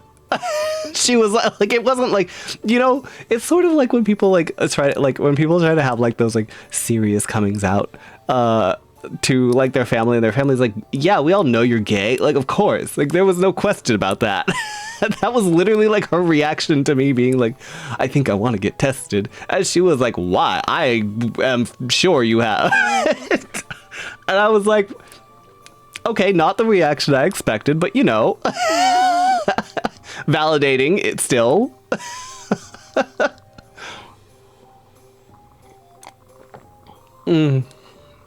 Yeah, so like I said, I refrain from saying, like, you know, for sure, like I definitely will put myself in like the neurodivergent category because there's for sure something going on up there. But as far as anything specific, I don't like to say like for sure. I'll say, you know, like I think that I feel like this is something that applies to me, but I just personally am more comfortable with getting a outside diagnosis first, you know?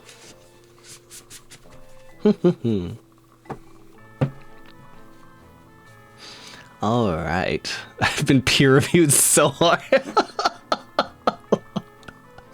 Fuck, oh my god. 6'8" and over 250 pounds, brick house of a person. Oh my gosh, next. I don't know if this counts with perception. Oh, Fizz, I'm sorry. I hope your shin's feeling okay. Yeah, what would that be called? That's like reverse proficiency. D&D terms. Let's see. Could you perchance do something pertaining to friendship for my reading? I've been struggling to find ways to spend time with pals and need some guidance. Yeah, of course, Fish. And your card is actually coming up next, so we'll get one more shuffle, and then we will go ahead and do your reading for you. And then we've got Cerberus up right after you, Fish. All right. I want to see if I can find like a way to show like the like upcoming redeems like on my like stream, so people can know like they haven't been skipped and stuff. 'Cause, you know, sometimes I get rambling. I get on topics. And I just don't want people to come back and be like, "Hey, did you do this already, or what's happening here?" But yeah, so for now we've got Fish up, and then we have Cerberus afterwards. So something pertaining to friendship. Yeah, we'll try and focus on that for you, Fish. So your card, Fish, is going to be... Oh no, I didn't shuffle them weird, did I? Regardless, your card is going to be Justice. But I just want to make sure I didn't accidentally... Okay. I don't like doing reversed cards. I don't know why, just never have. I won't say never will. Never say never and all that. But my general preference is not for reversed cards. But here is your card, Fish. Like I said, Justice. Oh, here we go. Now we're in view. We got Jack at the podium and everything. Could put text on screen in OBS and cross them out or delete as you... Yeah, I'm gonna try and see if I can find a more automatic way of doing it that like connects to like the Twitch redeems and everything, but we will see. All right. So we've got the Justice card. We'll just see what this has to say about justice. It's been fun reading through what some of the different book interpretations. So card 11, Justice. The residents of Halloween Town came together during town meetings to discuss important events and decisions, invoking the spirit of justice. Justice as a tarot card is all about due course, accountability, and deciding what's fair. So for the upright reading, you're searching for the truth, which isn't always easy. Seek out the views and opinions of others to give you a clearer perspective on what's really going on. If you're in the process of making a big decision, be sure to think about all possible outcomes and keep future repercussions in mind. So I think for justice in context of friendship, to me feels a little bit like sort of giving the idea of fairness is what comes to mind for me for justice. So I think kind of giving a fair chance to these different relationships, these friendships in your life, I think is something that you could definitely pull from this. I think giving people sort of the chance to open up. I think sometimes, you know, we're very quick to judge about like whether hey, this person is this certain way, this person does these certain things or likes these certain things that I don't like, and so we're not going to mesh. It's just not going to work. And I think just kind of, like I said, giving people a fair shake, being open-minded is really important with friendships. I think the idea of maybe trying things that your friends like, that your group is into, that maybe are not your favorite things, but that sort of like trade-off of like, hey, I'm not a big fan of this thing, but I'll try this thing that you like if you try this thing that I like. You know, it's sort of a bonding experience of like learning to enjoy the things that the people in your life enjoy just for the fact that they enjoy it. Like, it doesn't have to be, you know, your new love or your new favorite hobby or anything like that.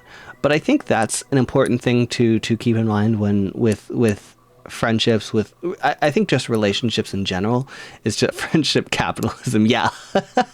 It's just being open to trying things that are maybe a little, I don't want to say uncomfortable in a way that's like too uncomfortable. You know, there's definitely thresholds of, hey, this makes me a little uncomfortable, but in a way that is challenging and helps me step out of my comfort zone and pushes me to grow.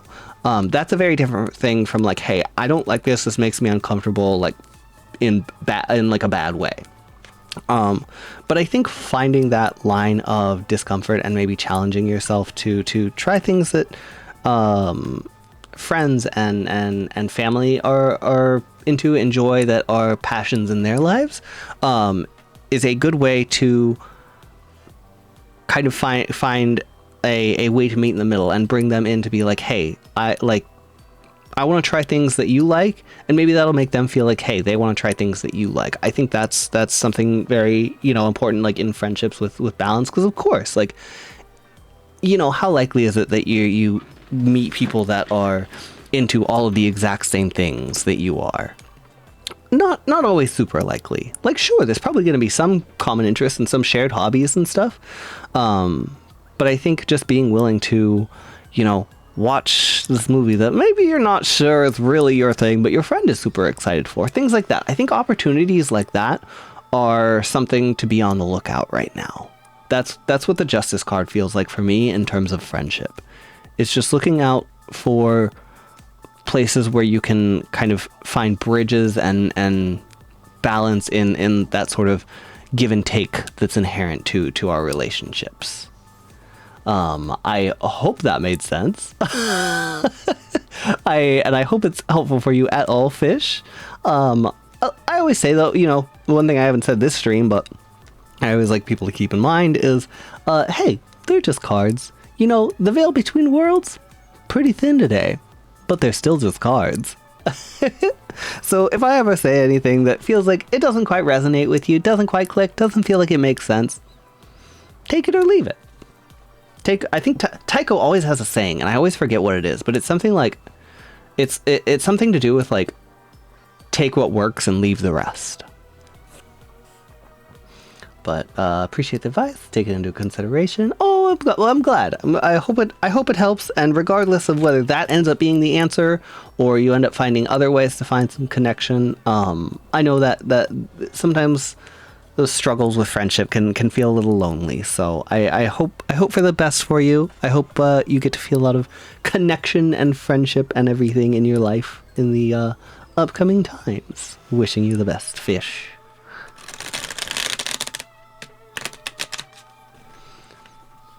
I like that. Well, I wish I could get into tarot cards. Oh, I'm sure you could get into tarot cards, Zetter. I'm sure you could. I mean, literally, when I started with tarot cards, I was just Googling the meaning of every tarot card along the way. You sort of like pick up your own meanings and your own interpretations and stuff eventually. Like, but I think anybody can get into tarot. Like, because I mean, but I also, like, you know, some people think of it as like a mystical form of connecting with the spirits and the fates and all of that, and I don't. To me, it's just it's a way of getting some outside interpretation of a situation where I don't think that, I always like to be clear, I know this kind of goes at odds with the whole witch thing, but I always do like to be clear that, like, for me, like, it's not so much of a spiritual thing. I don't claim to be like, yes, I've heard the spirits. It's just a way of getting an idea of, or maybe hearing things that trigger a different perspective on a topic that maybe you're stuck on. That's what it is for me. And I think with tarot cards especially too, the nice thing about them, you kind of have to be careful about what deck you get. But if you get a good deck, a lot of the time, especially with one that like resonates with you personally, like I'm still a little brain foggy, which is why I'm especially relying on this guidebook right now. But like pictures and stuff, like the 5 of Needles, like what can you draw from this? Like I really always recommend using the illustration for cards too. Like, there's sort of traditional meanings for different suits and different cards and all of that in tarot. But like this looks like something to do with conflict. So you could draw, and just to be clear, Cerberus, this isn't your card just yet. We're gonna draw that in just a second.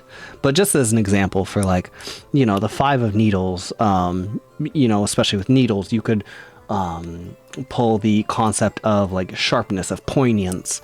So like a sharp conflict. There is something like a stark difference that you're facing in your life, especially like with other people maybe you're at odds with. That's like something you could draw from this card, and you kind of a lot of reading cards is truly just like sort of interpreting the image and kind of riffing off of it. I don't want to like pull away too much magic from it or anything, but like that's really what it is a lot of the time, is just sort of trying to find your own meanings in the cards. And so like my interpretation of like the Fool in this deck might be very different from my interpretation of a Fool in another deck where the imagery is very different. But yeah, so I think anybody can get into tarot. I think so. Some decks have a good art story that you can read, and I love them so much. Yeah, hard agree. Like oh my gosh, the first deck that I ever got though, when I was a young little witchling, that just wanted to go into every crystal shop that I saw, and I was like, oh yeah, I want to get some Wicca books and some books on paganism and all that, all that, which I used to be very into. Nowadays, who's to say? But when I was a youngin', and was very into that. The first deck I ever got, I remember it was actually supposed to be like a $60 tarot deck, but it was unmarked, and so they ended up being like, well, we don't really know how much this is supposed to go for, so we're gonna give it to you for like $20, because I think they just thought I was like a young kid. I was excited. I was trying to find something in my budget, and it was not really a budget friendly store, but I think they were just like they kind of took they took pity on me. But oh my gosh, like the art in it, really cool, super nice, very abstract, impossible to read, just so difficult. And then later on, there was a deck that I got it was called the Vampire Tarot. You could probably still find it, but it was a very popular deck at the time. It was very, very gothic.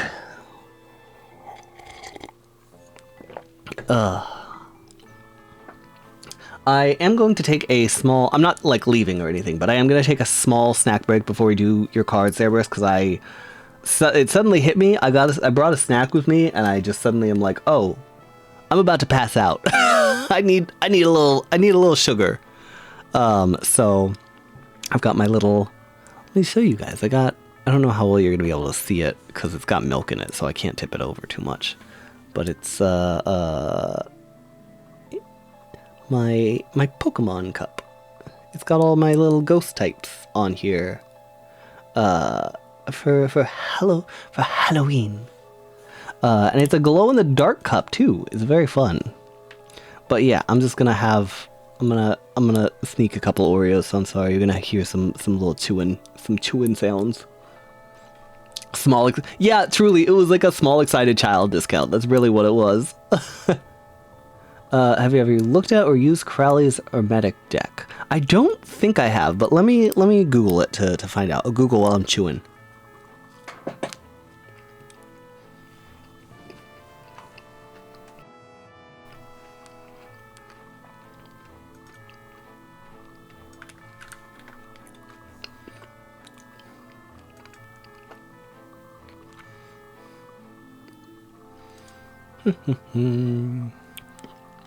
I don't think so. I don't think I've seen this one before. Yeah, I have not. Yezamu.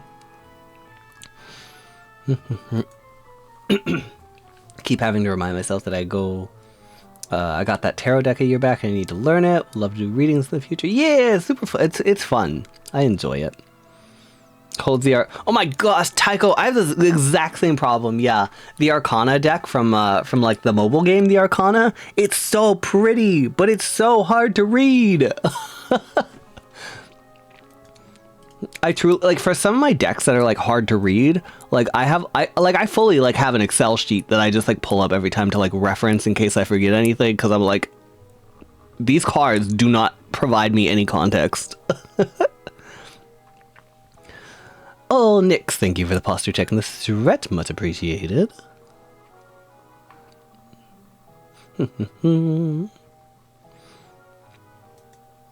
Snack, drink water, on shrimp, taking meds. Yeah, good reminder, Loverbug, I appreciate it. Google Witch is no more, it's Excel Witch. Yeah, it really... we've blossomed.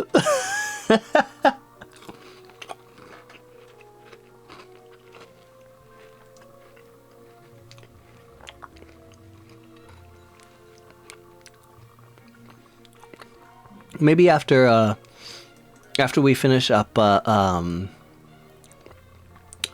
Cerberus's card pull, once I've finished up my snack, after that maybe we can do a little tarot deck tour. I have quite a few, so maybe tonight is a good night for that.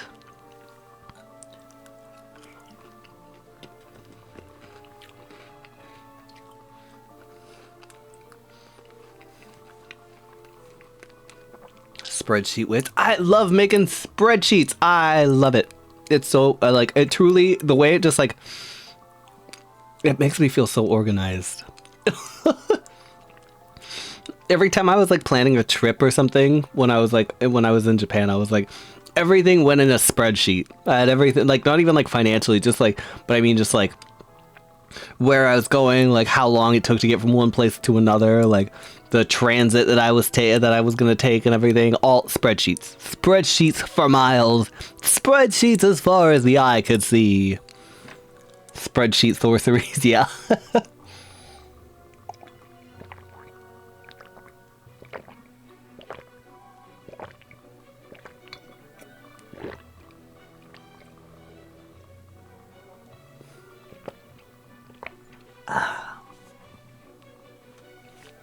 Can't wait to see all the Death Tarot cards. Are my favorite. I think my favorite is, I mean, for branding sake. Oh, for sure, the Magician. I love the Magician. Favorite card for sure. But I also really like the Hermit. The Hermit is also one of my top faves. I really like the Hermit too.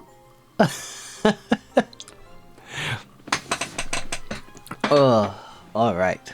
So we've had our little snack. We take a little sip, and then we get to our final card, possibly for the night. We'll see how I'm feeling once we do our I almost said spreadsheet tour, our tarot card tour, our deck tour. So, Cerberus, why don't we go ahead and get you your card?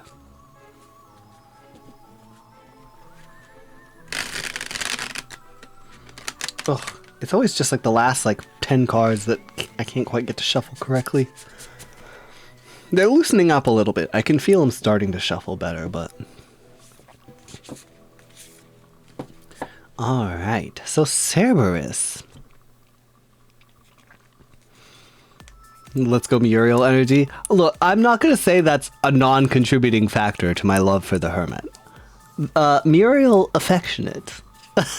I love my mountain man. Alright, so Cerberus, your card is the High Priestess. So, as per tradition for the night, why don't we go and see what this book's got to say about the High Priestess? So here is your card. Up close. Got a little Sally on there. Hey there! Eyes. I don't know why I said the last part. Hello, it's so good to see you. Thank you for the raid. Hello, hello, hello. Hi, everybody. No message, only chaos. Hello, everyone. It's alright, it's Halloween. We welcome the chaos tonight. Hello, hello. It's good to see you all. It's good to see you, Eyes. I hope you're having a good stream. I hope you're having a happy Halloween. I'm sure you're enjoying the holiday. Some of my stuff is very broken. I don't know how my shoutouts are working, so I'm gonna refrain from that. But I will just say, everybody, please check out Aether. Thank you so much for the raid. Much appreciated. Arcane Hunter, hello. Appleton, Little Baka, Taryn, hello. It's good to see you. 13 envies in a trench coat. Thank you for the follow. That's a real relatable username you got there. Kadal, thank you for the follow. Welcome to the coven. Little Baka, welcome to the coven as well. It's good to have you all. Thank you so much for stopping by. I do love Halloween. Yeah, all of us Halloween VTubers are really living it up tonight, huh? But hello, everybody. Welcome to anybody who has I've not had a chance to say hello to before. My name is Salem. I am a witch VTuber. I originally started out as an ASM artist over on YouTube. I do a lot of Monster Boy audios. I do a lot of comfy type role plays and stuff. And then somehow just ended up over here streaming on Twitch. What we're doing tonight, we're just doing some tarot card readings. We're gonna do a little tarot card tour of some of my different decks in just a few minutes. But it's good to have you all here with us. And once again, thank you so much for the raid, Eyes. It's good to get to say hello. I hope you rest well. We are currently in the middle of a reading, but if you would like to hang around for just if you're free, I do always like to do free readings for anybody who raids in. So Goth Christmas is great. Yeah, hard agree. Next, have a good night. Thank you so much for stopping by. But yeah, so we will finish this reading for Cerberus, and then we'll go ahead and get you a reading, Eyes. But one final time, thank you so much for bringing your community by. I appreciate it. But yeah, so Cerberus, the High Priestess.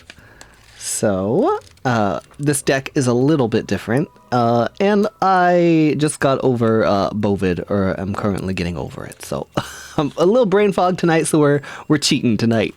We're being we're consulting the sacred texts. So, the High Priestess. Sally's perceptive and observant nature perfectly captures the energy of the High Priestess card. The High Priestess is an intuitive visionary who's tuned into what's really going on under the surface. Just as Sally's vision of a burning Christmas tree holds a dire warning about Jack's plans, the appearance of this card is a suggestion to beware. Situations in your own life might not be what they appear. Check in with your intuition, trust your instincts, and connect with your truth. So, I think the High Priestess is definitely like that. There's a lot of that tracks with sort of what I would typically think about like the High Priestess card. It's a lot of I always sort of associate like water, emotions, intuitiveness, that kind of energy with the High Priestess. There is sort of a sort of an instinctiveness that's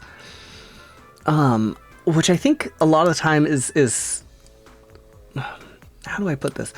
The word primal, I think, is sort of one that we tend to associate with fire, but I think there are also a lot of ways to associate with water as well. Just sort of base instinctual, like, feelings that the sort of trust your gut kind of thing. And I think this card is really rides kind of hard along that message.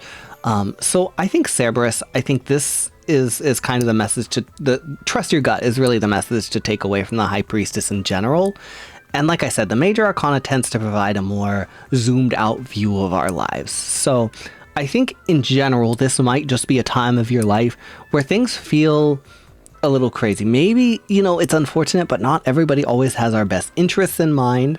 And you don't want to go over the line to paranoia or anything, but just sort of doing due diligence, trusting your gut. If something doesn't feel right, maybe it's worth more looking into. So I think that's really what I would kind of take from this right now. It's just if there's things that feel a little off that you've maybe been trying to ignore, maybe things that you've been like, I'm sure it's fine, it doesn't necessarily mean that they are bad or wrong or anything like that. But some due diligence could be helpful in saving yourself from trouble down the line. But yeah, so there's your card, the High Priestess. Just kind of a good idea of, you can't be guarded all the time, but just having your guard up a little bit can be helpful in protecting yourself, protecting your own well-being. You got to look out for yourself. So there's your card, Cerberus. Thank you very much for the redeem. I apologize that it took so long to get through to that, but I was just kind of topic jumping tonight. So let's go ahead and get a reading for our lovely eyes here. What were you up to tonight, by the way, Eyes? What were you streaming? I'm so sorry. It's so rude of me. I didn't even ask what you were up to. If you're still around, what were you guys having fun with tonight? Playing any spoopy games or anything? We played a game. It'd be like that. It'd be like that sometimes. Oh no. What? It feels like this is a dangerous question with Taryn's reaction. Oh no, Curse. Good luck. I hope you rest well. Thank you for spending your Halloween Eve with me. Much appreciated. I wish you 8 hours of sleep in a 5-hour time span. Good luck and good rest. Wishing you good dreams. But yeah. Sleep speed run percent. Yeah. Alright, so Eyes, we'll go ahead and cut this deck one more time. And we will get you your card. That's not quite a cut, but hey. It is what it is. Alright, so Eyes, your card is going to be the Hanged Man. Alright, and we got Sandy Claus on here. I'm always nervous when I do card pulls for people who have rated me and everything. I'm always worried I'm gonna be like, oh, it's so fun, it's good to have you here, let's do a card pull for you, and then I'm gonna pull the tower or something for that. I'm always worried about that, because then I'm gonna be like, how do I recover from this one? All right, so the Hanged Man. Let's go ahead. Let's see what you got for the Hanged Man, Eyes. Okay, so we are card number 12. All right. Raid comes in. You've made a mistake. Yeah. That's kind of what that feels like. All right. So the Hanged Man represents a great pause, unexpected delays, and a need for the shift in perspective. In this deck, the Hanged Man is represented by Sandy Claus, who's been captured in Oogie Boogie's lair. Life is unpredictable, and your circumstances can change very quickly. It's easy to get caught up in plans, goals, and thinking about the future, but the Hanged Man reminds you it's important to pause every once in a while, focus on the present, and appreciate where you are in life. If not, a villainous boogeyman might just show up and do it for you. So, the Hanged Man in this deck seems to have a lot of representation of flexibility. So I think right now, I think flexibility would be a really a big asset for you. So just try not to get caught up in you know, hey, this is supposed to be one way, and so it needs to be that way, and trying to like fixate and make sure things stay sort of in line. You know, sometimes life gets a little chaotic. Sometimes things get a little mixed up. And I think just kind of right now rolling with not even the punches, because, you know, it's not even necessarily bad things, but just maybe diversions from expectation. I think just rolling with those right now is going to be a really helpful thing. And really, I think there might be some joy that you can find in unexpected places with that. With like I said, with just kind of having that flexibility to, when something changes, kind of being able to say like, oh, you know what? Hey, that's different than what I expected, but it's fun. We'll try it.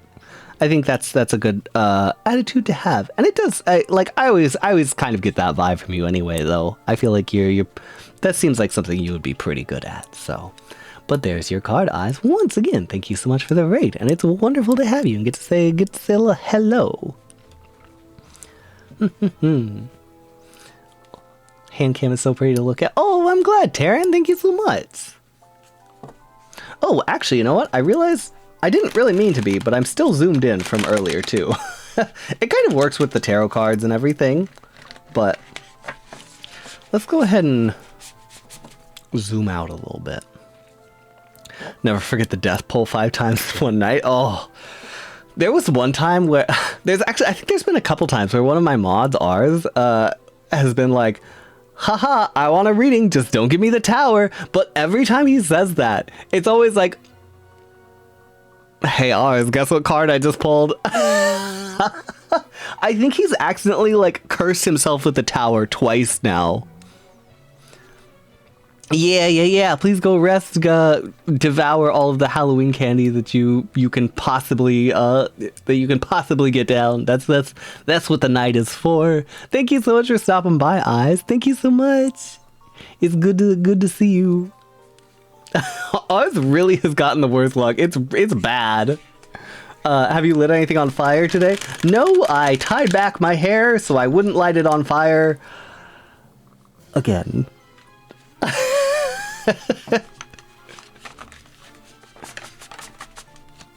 All right, so we will go ahead. Hey, look. Hey, again. I don't. This isn't. This. What is this? What, am I being interrogated? Is this an interrogation? Are you the cops? Don't worry about it. Don't worry about it.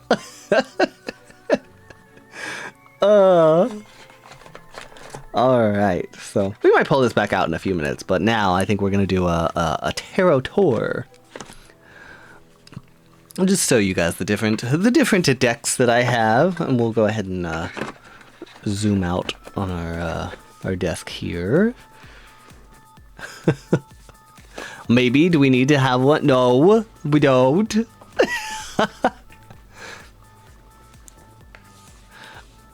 Alright, so we've got the Nightmare Before Christmas deck. I'm going to move some of this out of the way. Let's see. I'm going to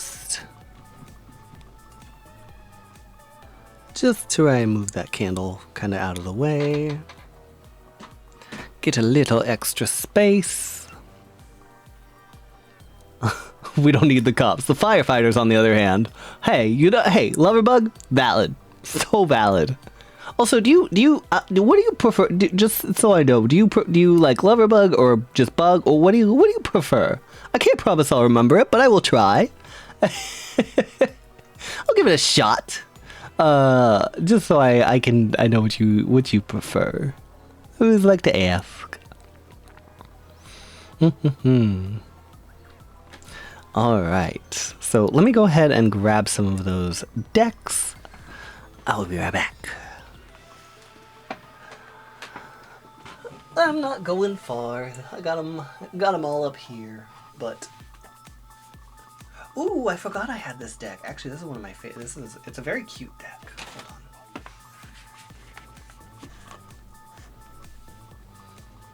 Hold on. I have actually a lot of card decks that are not even necessarily tarot decks too. Maybe I'll just show you guys those just for fun. There was a time, some of them are tarot coded anyway, so. There was a time where I thought I wanted to get into learning like maybe a little bit of like magic tricks and stuff, but mostly like card handling and stuff I was really interested in for a little while. And I learned like a couple different kinds of shuffles. You wouldn't know it because of my terrible handling of my tarot cards. But with a standard size deck, I was never good. I wouldn't even say good. I was maybe passable.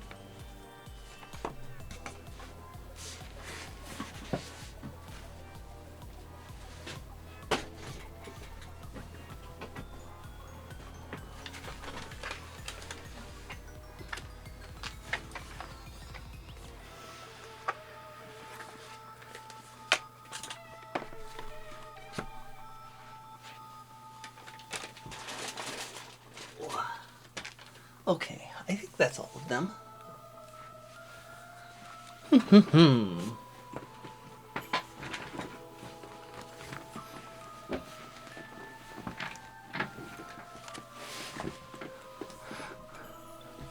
Alright.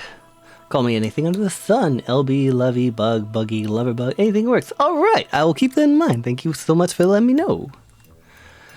I had a friend try and teach me how to fold a deck really pretty, and I could only get halfway before all the cards would fall on the floor. Yeah, it's tough. It's hard. It's surprisingly hard to get like that, like hand dexterity. Yeah, it's just the size of like regular tarot cards sometimes is a little hard to manage. But let's see if we can zoom out a little bit and give you guys a. That's the wrong direction. Okay, this will be a little zoomed out. Okay, so we've got our Nightmare Before Christmas tarot deck here. We are very quickly going to have too many decks to fit in this space, just a heads up. I mean, quite quickly. Alright.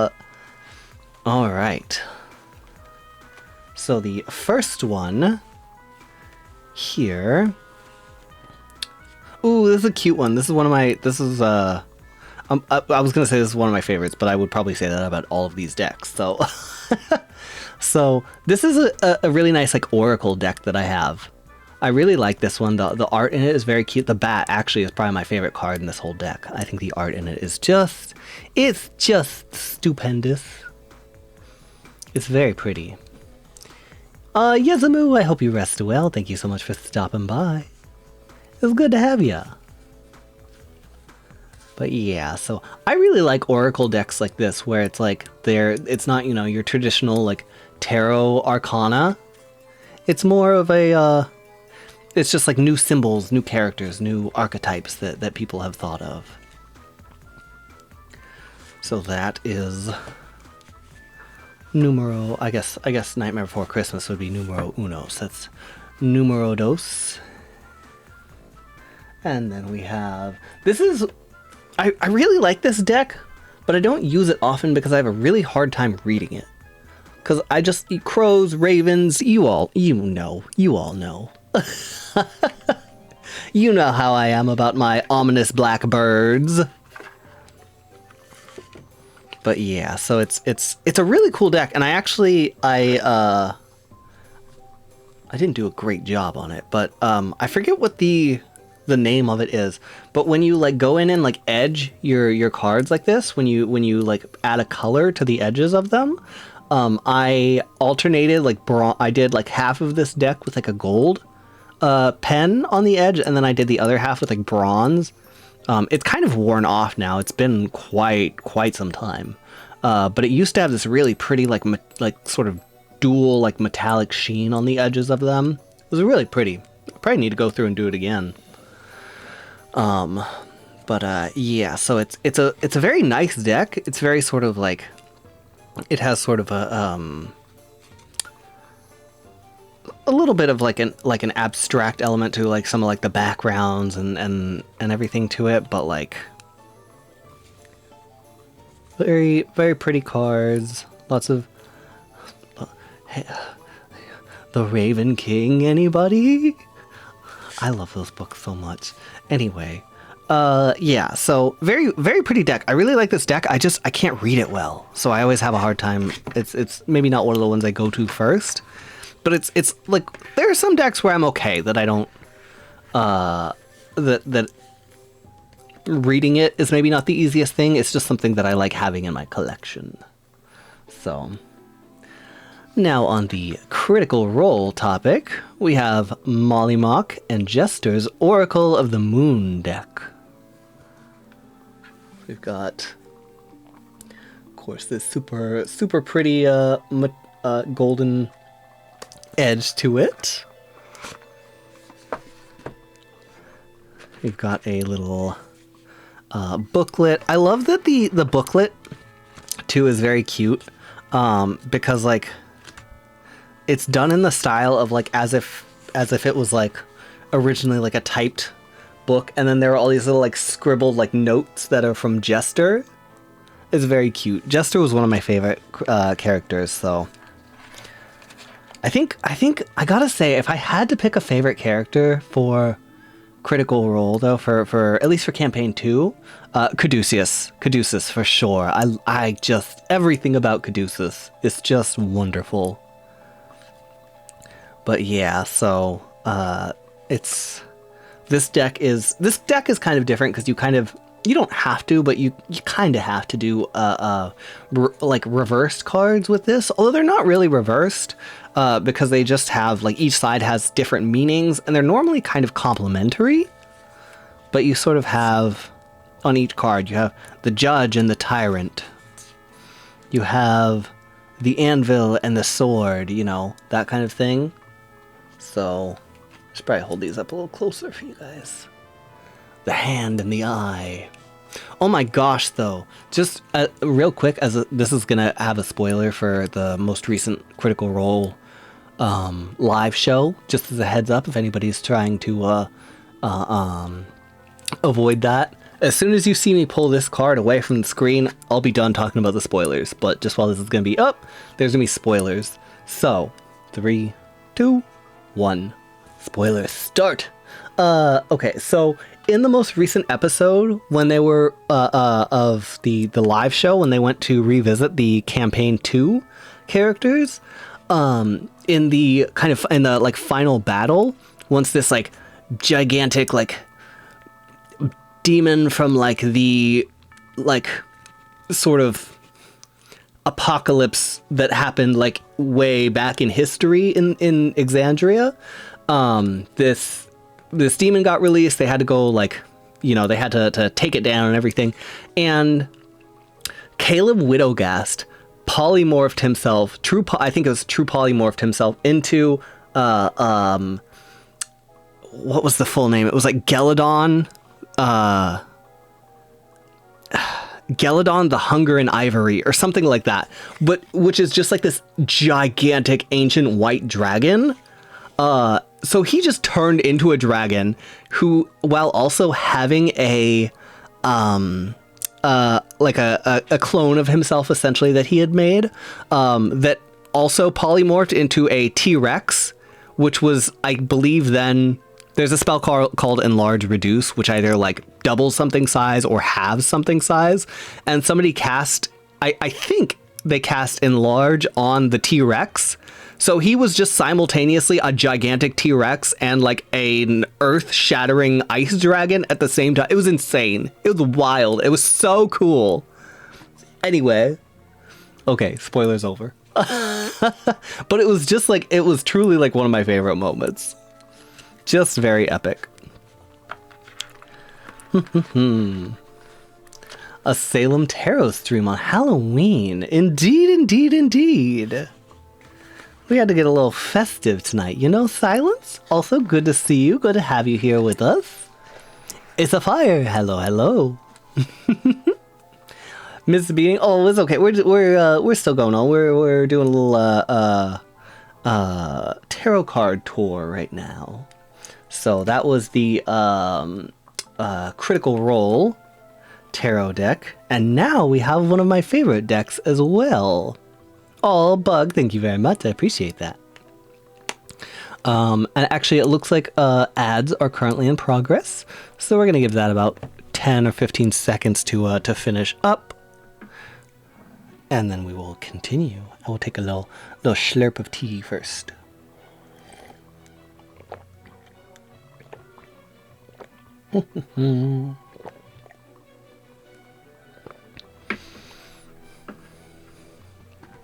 All right, so we should be back from ads. My apologies, but thank you all so much for your patience with that. You get any candy for Halloween? No candy for me, unfortunately. I didn't want to go out anywhere and like buy stuff since you know, up to not trying to spread my illness, my plague amongst others. So no candy, but it was probably for the better. Probably. I'm not. I like some candies, but like I am a candy corn. I'm on candy corn defense squad. I do like candy corn.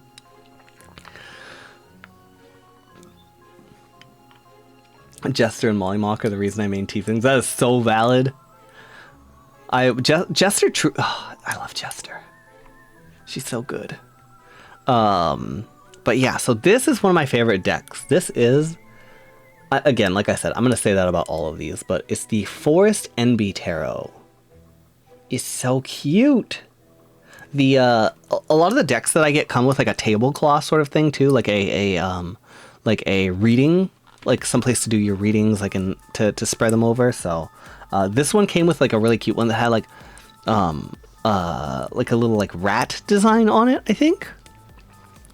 Fire, no worries. I hope your presentation goes well. Thank you for stopping by and saying hello. Never understood the like for candy corn. It always just tastes like sickly sweet wax to me. I think to me it's just like it's a safe food.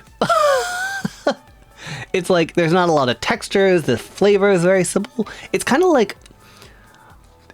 Does this make sense if I like equate it to like mashed potatoes? Like, you know what mashed potatoes are gonna taste like you know what the consistency of mashed potatoes are gonna be like.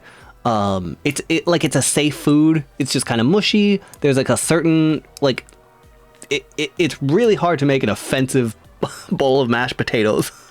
I feel like. And candy corn just sort of has that same thing. You know what to expect. It's kind of soft. It's not, you don't have to work for it. Like, it's not like a candy that has like caramel or like peanuts or coconut that's going to surprise you. It's just, it's simple. Sometimes that's all you need. Anyway, this deck also has that sort of gilded, that's the word I was looking for, this gilded edging. This one is silver actually, which I think is the only deck I have that has silver edging. But so they've changed a lot of the names and stuff for the cards here, but like this, like the Hanged Moth we've got here. What else do we have? We have instead of like the kings and queens and the emperor and empress and stuff, they have like the monarch. Like I think this is like the monarch of swords. But so you've got the seven of arrows. I think this might be a deck that has like different suits to it as well. But yeah, it's all like animal themed. I'll bring this back up closer. But yeah, it's a very sort of like whimsical, like forest, like personified animals kind of vibes. Like you've got the Hierophant here. Let me see. We've got the moon. I want to see if I can find the Emperor, Empress. See what they've called them in this deck. So it's like explicitly like a like non-binary sort of flavored tarot deck, which I thought was really fun.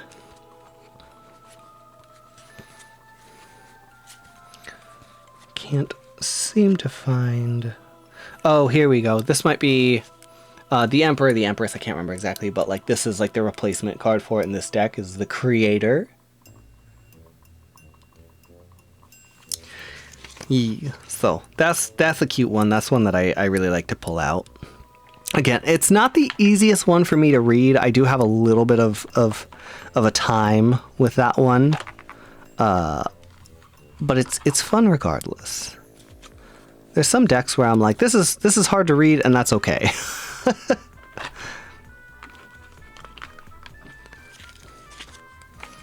All right.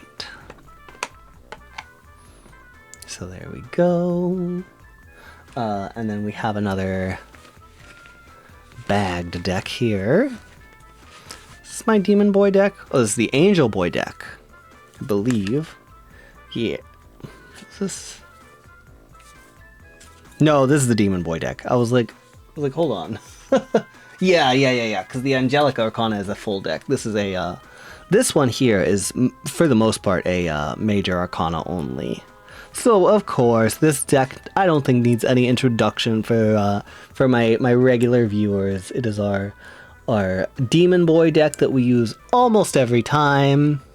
My little guy, the Hermit here. I love the Hermit in this deck. He's just so cute. He's so squishable. We have the Magician.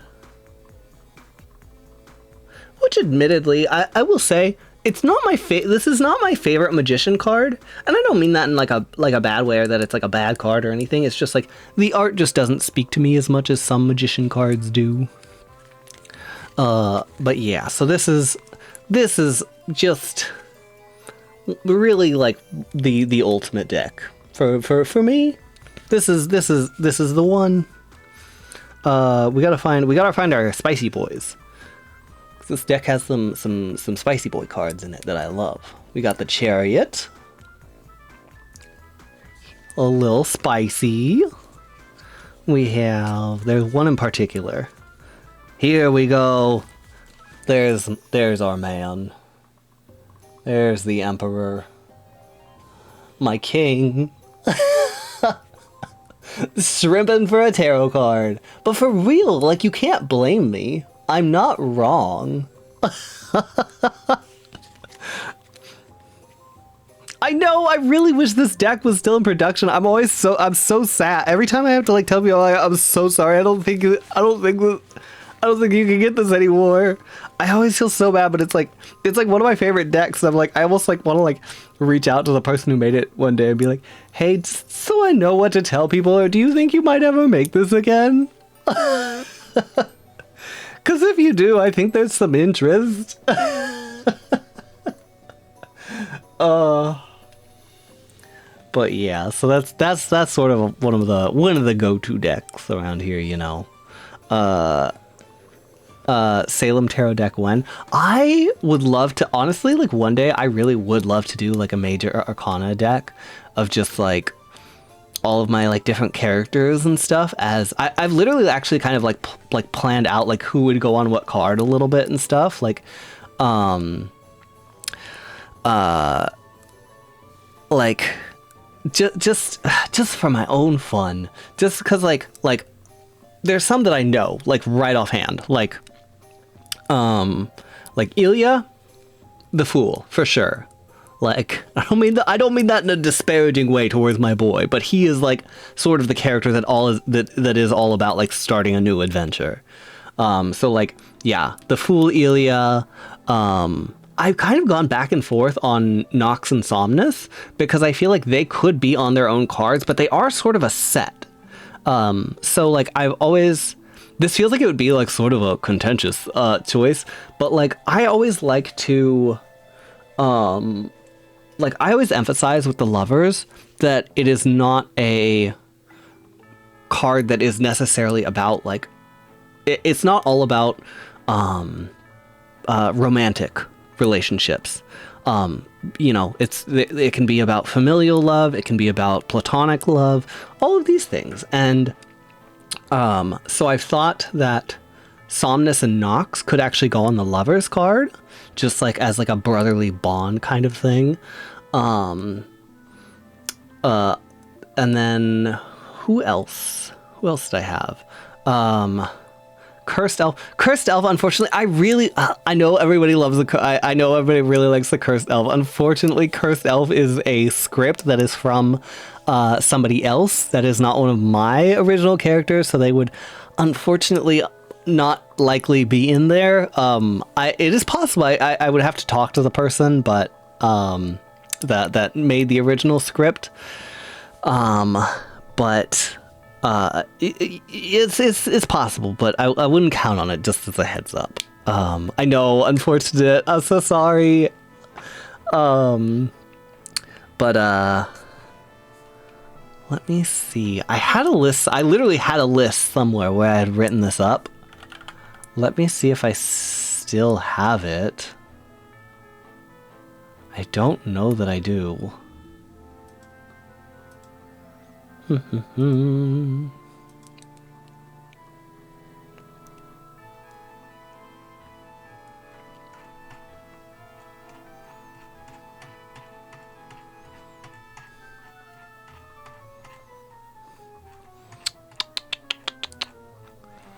am not seeing it, unfortunately.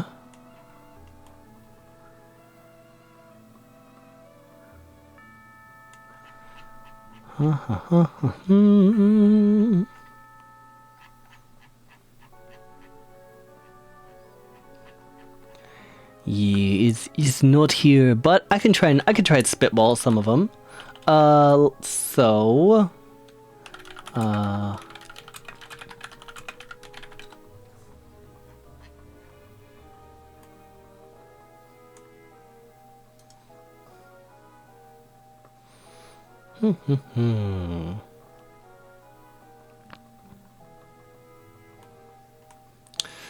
I think for like I have my three witches. I've got cardamom, clove, and coriander. Who even I mix the name. I can't even keep up which one is straight on those ones. I mean, none of them are straight. We all know that. But I mean, I can never remember which is which out of the three of them.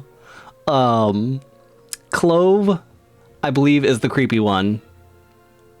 Cardamom is the I always remember, like, he's like the mom energy one, and cardamom ends in mom, so and then coriander, I think, is sort of the quirky one. Is the best word that I have for him. I think clove, actually the hermit would probably be coriander. I think the hermit would be coriander. I think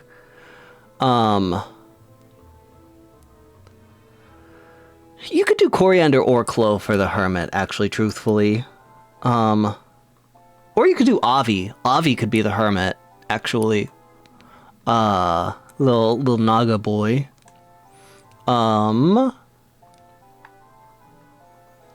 You could do clove for death. Honestly, I have a lot of characters that kind of work with the hermit, because I was also thinking about it. My Kitsune, my Blythe could be the hermit. He might actually be the best fit for the hermit. Clove could be the magician. Any of the witches could be the magician, really.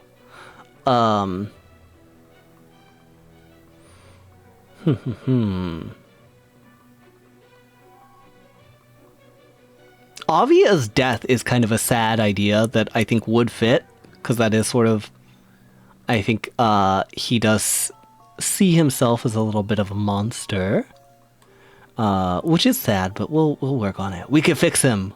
We could fix him. The tower would for sure be, I can't even remember his name, but like the one of my most recent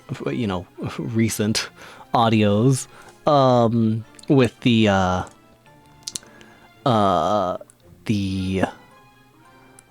teasing demon. I can't remember what his name is, but he's the one that has like the black background icon on my channel. He would for sure be the tower, for sure, no question. Cinnabar, my tiefling that came out of my D&D game would be, I think would probably be the moon. He feels like a moon character. The moon or the star. Like, he's a very comforting character, but not in a sun kind of way. I think for the sun, who could be the sun? My little satyr boy could be the sun.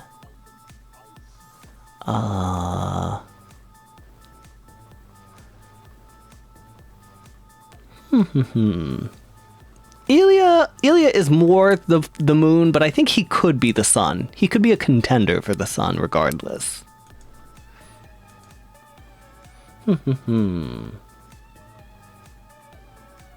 Yeah. I think that's a little thought experiment for some of my characters over on my YouTube channel, who they would be.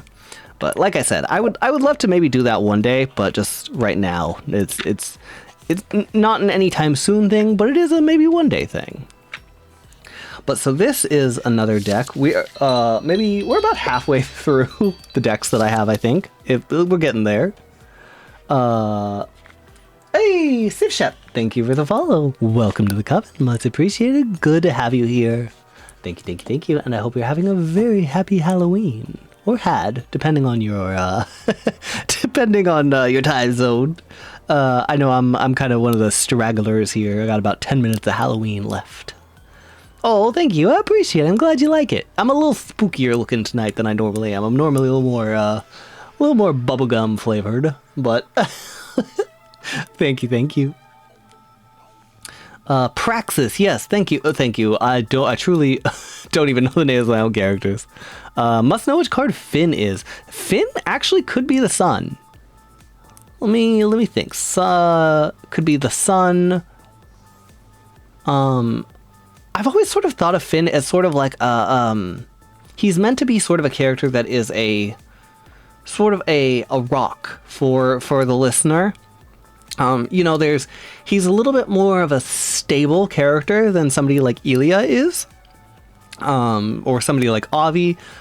He's sort of meant to be like the person who like can ground you, and you can come back to when things feel a little shaky, and you know that he will feel solid. That was sort of his intention anyway, sort of his concept. And so I think he could be strength. Yeah, I think probably if Somnus and Nox didn't go on the lovers, I think he could also very much go on the lovers for sure. I think Finn for the lovers would make a lot of sense. Yeah. Probably sun, strength or lovers probably for Finn.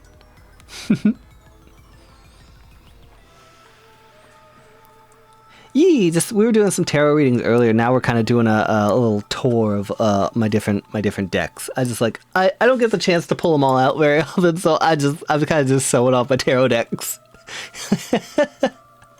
But yeah, so this is a yokai deck that I got a while back. This one also, you can tell I'm a sucker for the gilded edges. They're especially like smooth and shiny on this one. But it's a very nice, like, I really like the cardstock used for this. It's got that sort of like linen paper kind of feel. But yeah, so it's all like wild Japanese, like mythological stuff. You can almost even see kind of the texture of the paper through like the ink and stuff. But yeah, this is a really cool deck. I have a little bit of trouble reading this one, but not too bad. Some of them are okay. Like the Fool, that is a Fool card if I ever saw one, for sure. Big Fool energy.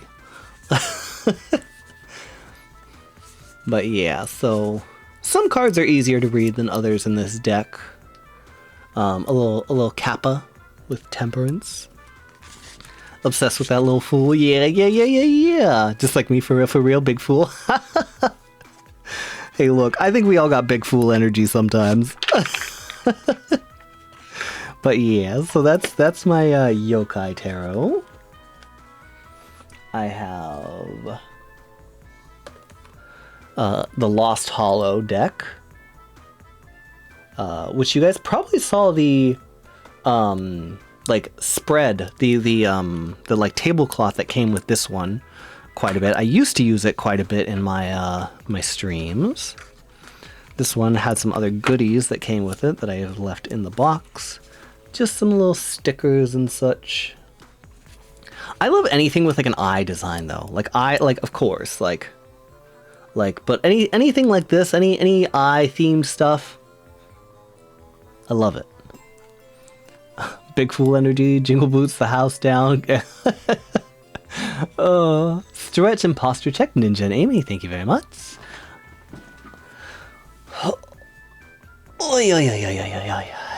Thank you. Alright, and then here we go. So we've got still some of this, some of these extras that came with it, some more stickers.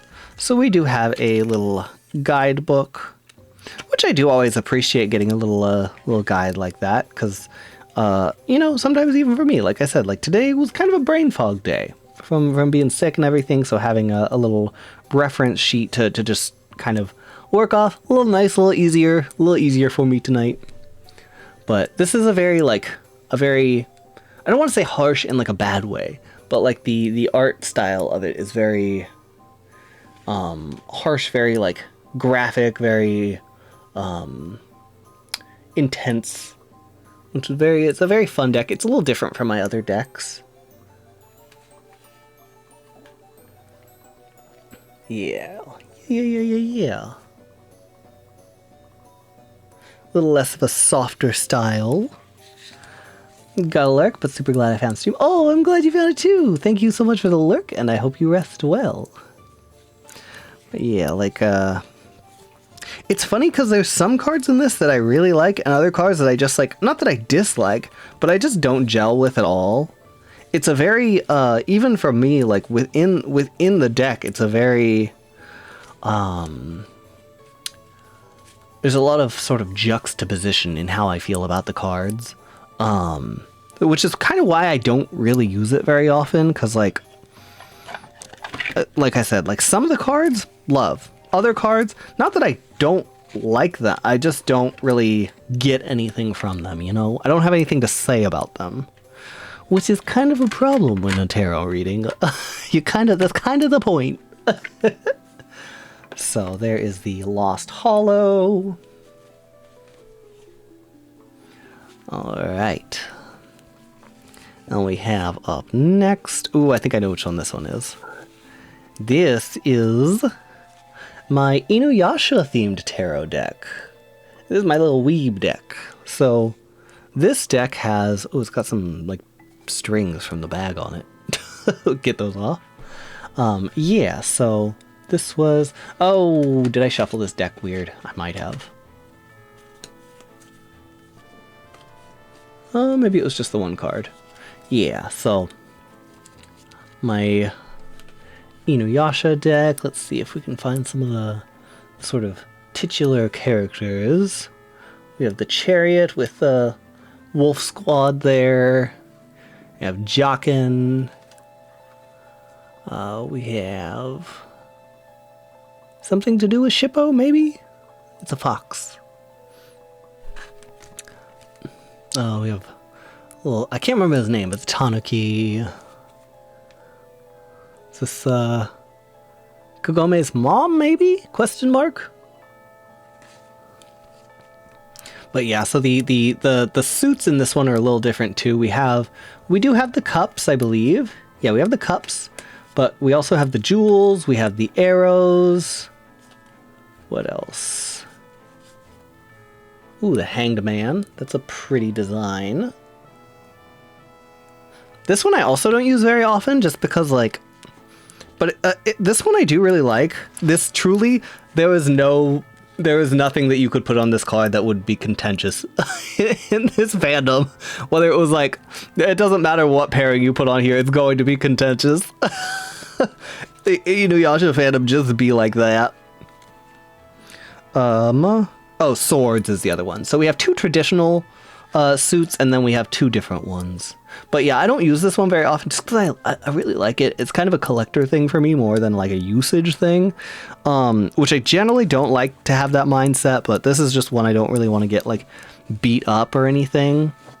I don't really want the cards to get like bent or frayed at the edges or anything like that, so I don't tend to use it much. I break it out once in a while, but I have a friend that just has one deck. It's all the decks I've ever gotten just shuffled into one. Oh my god, that sounds stressful. I don't like, props on them for like, that sounds like a cool idea, but I couldn't. That just makes me imagine them like needing to do like a tarot, like take a tarot deck on the run or something, or not on the run, like not on the run from the law, but like just like visiting a friend and being like, hey, yeah, I can do some tarot readings, let me bring my deck over. It just makes me imagine them like pulling off like part of this like giant stack of cards and just having like chunk o tarot deck. Taiko, that feels like exactly your energy, to be honest. I don't know that I like it, but it does feel like your energy. All right. But here we are. We've got the Angelic Arcana. So this is by the same person who did the Demon deck. Let me do this layout for you. It's 3 towers. Yeah, that's what that feels like. Just having a tarot deck and it's oops, all towers. But yeah, so this is the Angelic Arcana. Like I said, this was made by the same person that made the Demon, the Demon Boy Arcana. Trail Mix deck. Yeah. But yeah, so this one has it has some spicy angels, but then also just has some, some less spicy angels. Just, the wheels as angels are. But we got some pretty boys and such. We got the Hermit here. This is a Hermit card I really like too. I like peaceful looking Hermit cards rather than sad looking Hermit cards. But yeah, this one is really cool too. I really like the style and the similar to the Demon deck. And this is another deck that's very readable for me. The Two of Cups is such a cute card in this deck. I love this card. They're just babies. They're the Lovers. The Lovers is a fun card in this one too. Have the Serpent back there and everything. I believe this deck is still on sale. I could be wrong. Strength. A Looker. So yeah, we've got Strength there. Yeah. I could be wrong. I don't want to make any promises, but I believe this deck is still on sale. I think it's still available.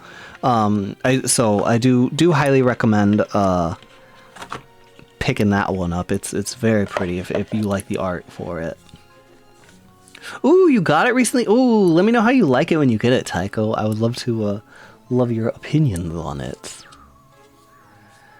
And then, as Taiko and I were discussing earlier, ultimate prank to a tarot stream, and it's just tower and death cards. Oh my god, that would be insane. Just like take all of my tarot, just take all of the tower cards from all of my decks and put them all together. Got it a con. I messaged you the picture of the table. Oh my gosh, I've totally forgot about that. I'm so sorry. Swiss cheese memory, Swiss cheese brain. Hey, Yuki, thank you so much. I appreciate it. It's good to see you. But yeah, so we've got our Arcana Tarot. And this is the one that's supposed to be Azra's deck from the Arcana. So as usual, the lovely gilding on the edges. And like I said, it's like the deck is super pretty. Like, it's a gorgeous deck. It is also possibly shuffled wrong. but it's like, you know, like this is the Hermit.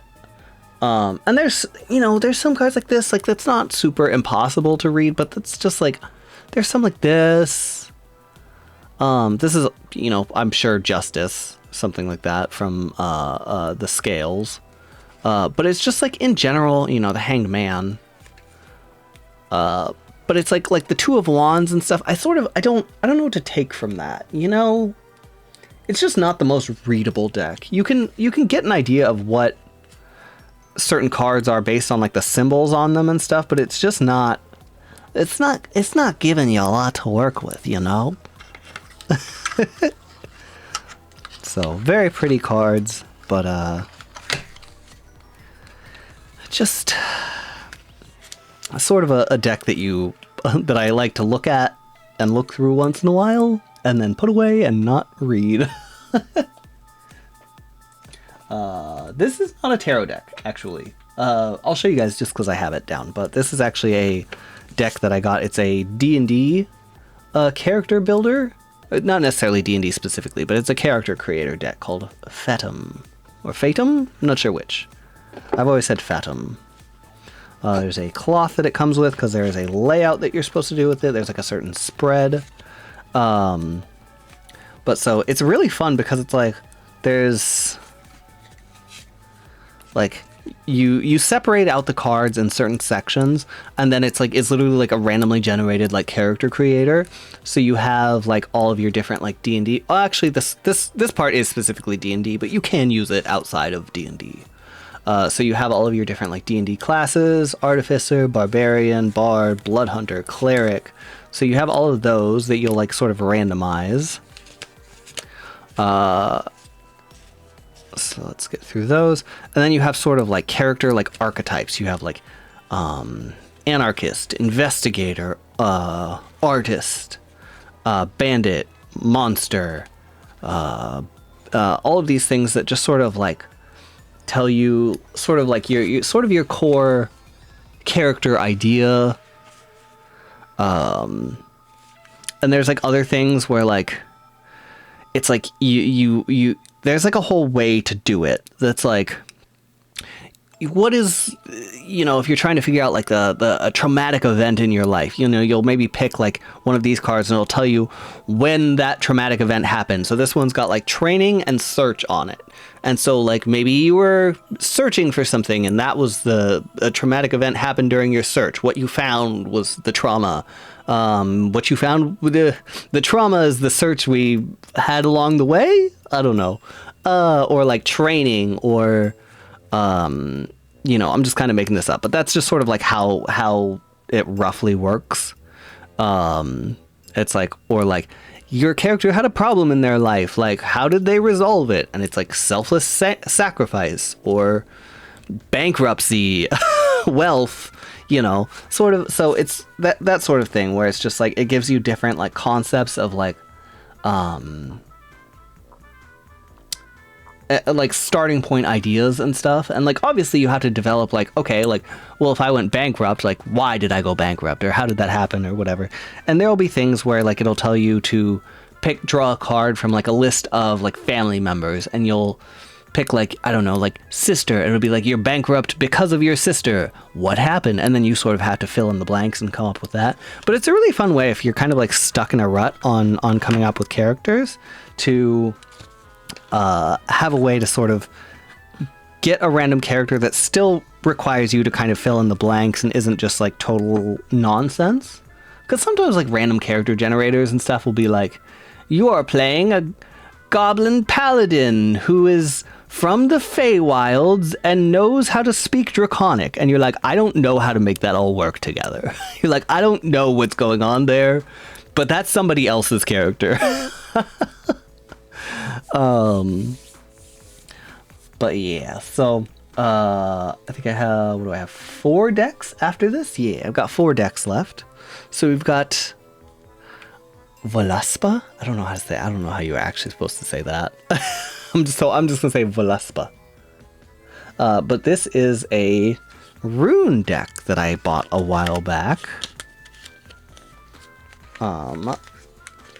So this one is kind of like an oracle deck in that it's like not your traditional like tarot cards, but you have like these different runes with characters and illustrations to them.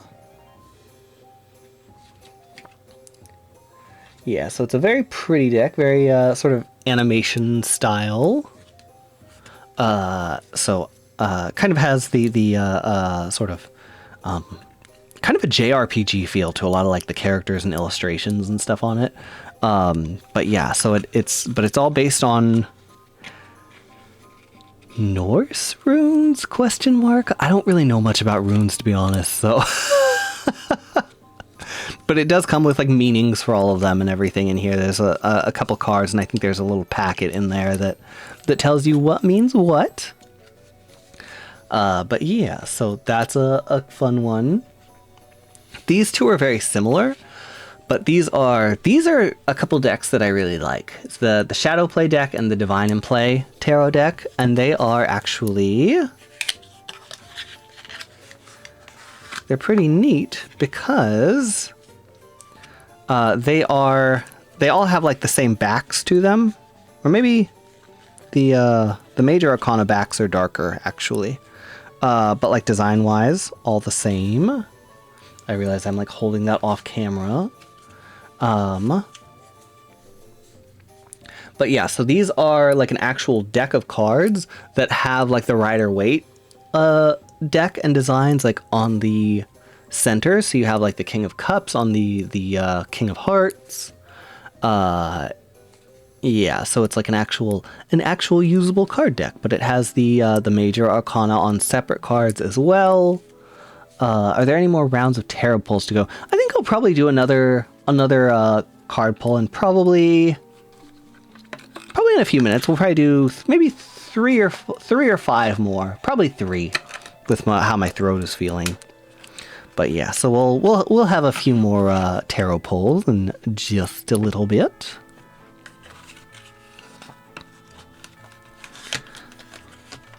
We'll have a sort of final All Hallows Eve card pull for you guys.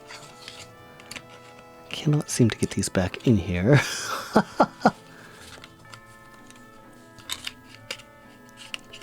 Alright, so we've got the Divine in Play and the Shadow Play. This is essentially the same thing, it's just all of the cards in this deck are black and white and the colors are reversed. So it's like that kind of thing. So same concept, but just different, little bit of a different color gradation to them. So those are a couple. And then I think this is my last tarot deck. I think this is all of them. So this is honestly, like, I know I said like, oh, this is one of my favorites for all of them, but this truly is like one of my favorites. Like the vibes in this one is just immaculate.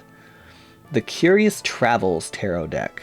It's just got this very, I don't know, sometimes you see just like, you ever just see like an art style and you're like, it just resonates with you for some reason. And this one just does that. It feels like, I don't know. Did I shuffle this deck weird? Why do I shuffle all these decks weird? Okay, here we go. It's just got like a very like, I don't know, peaceful but also a little like somber kind of art style to it.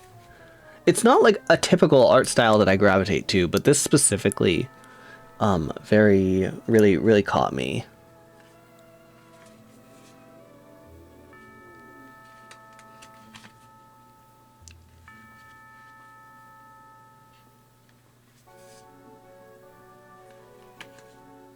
Yeah.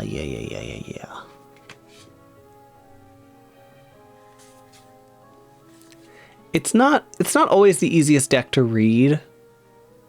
It's possible though. It's certainly not the hardest deck that I have to read. Where the Wild Things Are, but instead of kiddo, it's graduated a young teen. Yeah. I could see that. Yeah, I could see that for sure.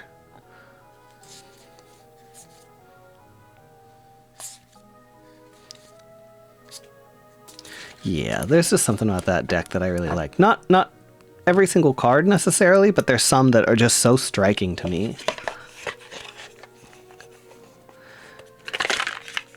Yeah, so that is all of my tarot card decks. Which puts me at 1, 2, or tarot, oracle, rune, etc. You know. That puts me at 1, 2, 3, 4, 5, 6, 7, 8, 9, 10, 11, 12, 13, 14 tarot decks in total, I believe. I probably will. Honestly, I've been trying to declutter more lately, and so I probably will honestly get rid of some of those eventually. Who knows? Maybe I'll do like some. Oh, actually, no. Wait, there was a couple I missed. I think it was 1, 2, 3, 4, 5, 6, 7, 8, 9, 10, 11, 12, 15 decks. I think. Yeah, should be 15. But yeah, so who knows? Maybe I'll do like a giveaway for some of the ones I decide not to keep or something in the future, but no promises, but just a possibility. There we go. Get those out of the way. And then these I'm not gonna like open and go through and everything, but I just want to show you guys some of my playing card decks. So I have, I think these are all of my playing card decks. So I have the couple of colors on the Raven cards, and then I have a like black and white version, or not black and white, but like I have the goth version. I have the goth cousin of the Raven deck. The Mythic Kingdom, or Tournament of the Mythic Kingdoms, the Thorns and Rose Shakespearean playing cards, and then this one is the Vengeance of Witches playing card deck. So a lot of them are very, very neat in that they are like embossed or have some sort of designs or something on them. Yeah. So very fun. Yeah, like this one's got a really cool, like that. A lot of fun stuff. There we go. It's crazy. I don't know if you guys have ever looked into like the like trading card market. Not even like, not like Magic the Gathering or anything, but just like actual like poker type like playing cards. Like some of them get like, some of them are like rare and like getting like sealed tuck boxes and stuff. Some of them are like full on like collector's items that like will go for very large sums of money. It's kind of crazy. It's just like one of those things like when you're looking into it and you find out about it, it's just like, I mean, that makes sense that exists. I just guess I never thought about it ever. But yeah, so I think that's finally everything for all of the cards. So why don't we go ahead and do a last few more readings. I think we'll do 3 because my voice is, I can feel it starting to waver. I don't want to push it too hard. I've been drinking a lot of tea and honey today, but only so much that can do.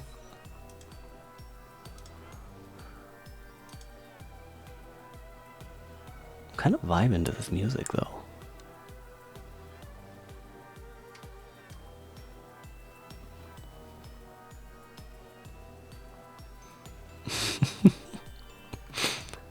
Alright. So we are going to add 3 more cards to the pool. For what it's worth, his voice sounds fabulous. Oh, thank you, Nutmeg. I'm glad. Appreciate it. Need ginger ale or Sprite? Yeah, I hear a lot of people say Sprite and stuff for like when you're sick, but it's just like, I don't know, the carbonation kind of hurts my throat, and my throat's already sore. It's a sensitive little baby. Little baby witch. Alright, so let's go ahead and get these last 3 tarot card redeems out. So we're going to go ahead and open those up in just a moment here. We've got that ready. So in 5, 4, 3, 2, 1. And those are open. Hey, alright, so we got our... Dang, that was so fast. You guys were on it. Alright. So we got Nutmeg, we got Bug, and we got Tycho. Congrats, congrats, congrats. Alright. So let's go back to our Nightmare Before Christmas deck. It's still Halloween. Fashionably gotta be last every time. Hey, you're making a statement. It's like making an entrance, you know? Giving the people something to remember. Alright. We'll move this out of the way. Give me a little space to shuffle. I'm thinking about doing these tarot streams. I think I might start doing these like every Friday, every other Friday, something like that. I still want to bring back like the tea party streams. Those will probably be like more of like a monthly thing.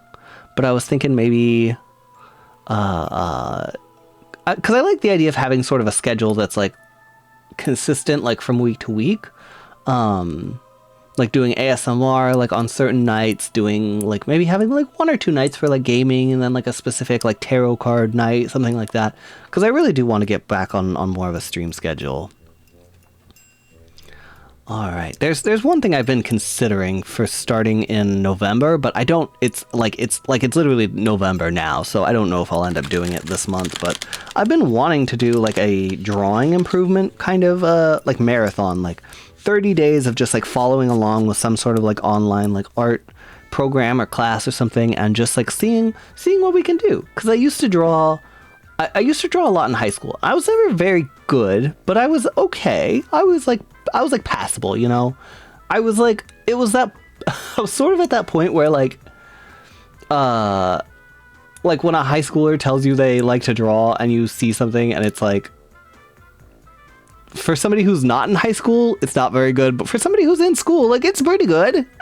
I was kind of like right at that threshold.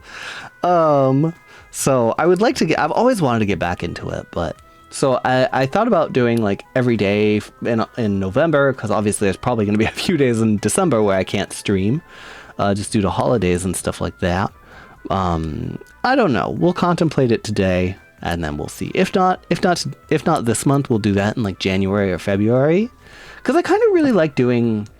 I like challenge stuff like that, sort of like how I did like my week of FPS improvement, which I'm sure I've lost any gains that I made during that because I haven't played it hardly at all since then. But just sort of like a way to sort of kickstart like your learning with something like a 30 days, like every day, like building the habit kind of thing. Yeah, so we'll see if I start that this month or if we do that another time.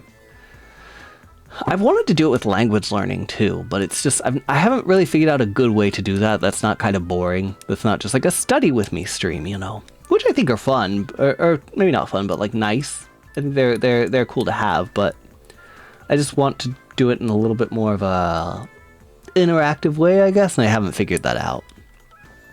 Are you gonna do audio fight next year? I would like to. If I'm free next year, I for sure will participate.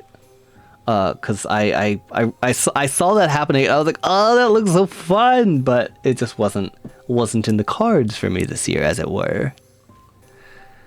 All right, so Nutmeg, let's go ahead and get you your card first here. Thank you so much for the redeem. Any Salem content, banger content. Oh, thank you, Tycho. I appreciate it. All right. Oh, we did get a stretch and a posture check. Oh.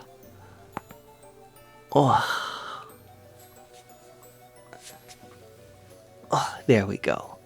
All right, so Nutmeg, here we go. All right, so Nutmeg, your card is the King of Presents. We've got old Jack himself.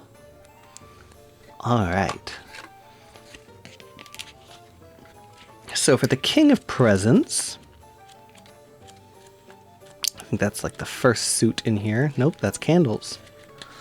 Possibly last. Potions. Needles. Presents. Here we go. All right. Yeah, that was such a good idea, Bug. I loved seeing that develop and come about, like, because it's sort of like the ASMR and VA community is like so much more collaborative than it used to be. Like, that's literally like kind of why I started streaming, because there wasn't really much collaboration within like the VA SMR community. Like, it's sort of everybody just sort of was doing their own thing, and it gets a little bit isolating after a while. So it's really cool to see that now that's changed a lot. Like, you know, I see a lot of people who do like collab videos and stuff, and it's really nice to see more kind of community building in that. So, but anyway, Nutmeg, the King of Presents. So upright, let me make sure you can still see your card here. So the King of Presents is the ultimate provider. Through hard work and smart delegation, he meets his goals and he loves spreading the wealth with others. This card is a call to spread cheer. So, with the King of Presents, I really do feel like whoever wrote these descriptions really did a pretty good job. Like, there's sometimes where I read them and I'm like, oh yeah, that's about it. I don't got anything extra to add to that. So, but I can riff on it a little bit, you know? So with the King of Presents, it does feel like it's a card that is sort of about, it reminds me of like the coins in like the traditional suit, that is sort of about wealth, not in a greedy way, but having wealth in a way that you can live comfortably. That's sort of the way I see whenever I see a card that talks about like wealth in tarot. That's sort of what it feels like more to me. It doesn't feel like wealth out of greed. It feels like wealth that has come out of work that is just like a sustaining yourself comfortably, living a good life sort of level of kind of thing. But yeah, so with the King of Presents, especially like it mentions through hard work and smart delegation, he meets his goals. So I think there is like a certain aspect to that is like, just sort of kind of the idea of, you know, being smart about what you do, you know, sort of having a budget is often a really helpful thing. And I think a lot of people like kind of overlook that because, like, don't get me wrong, pretty much everything, just real expensive everywhere right now. It kind of sucks. It's just how it is right now.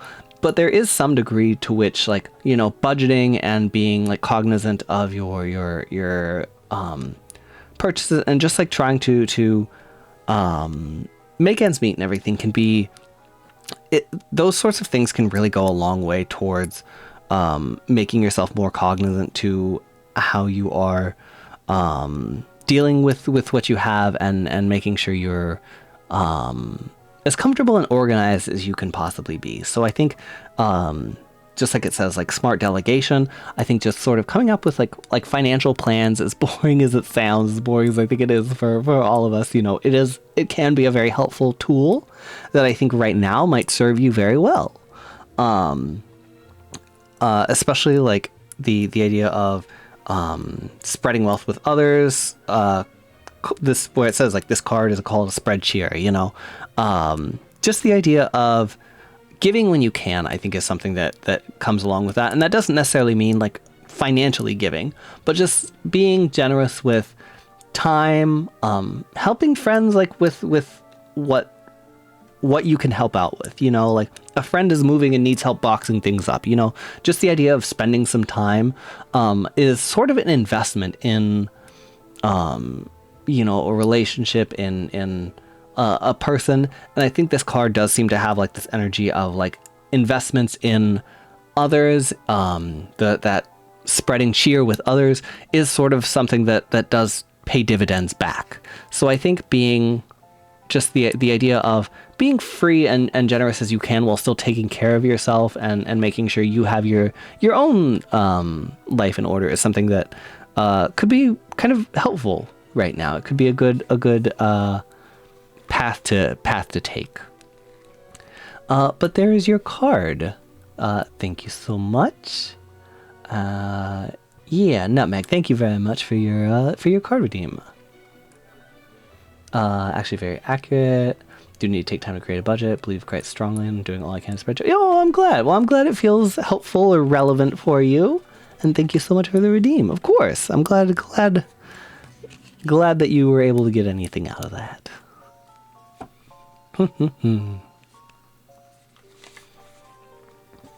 All right. So next up we have Bug.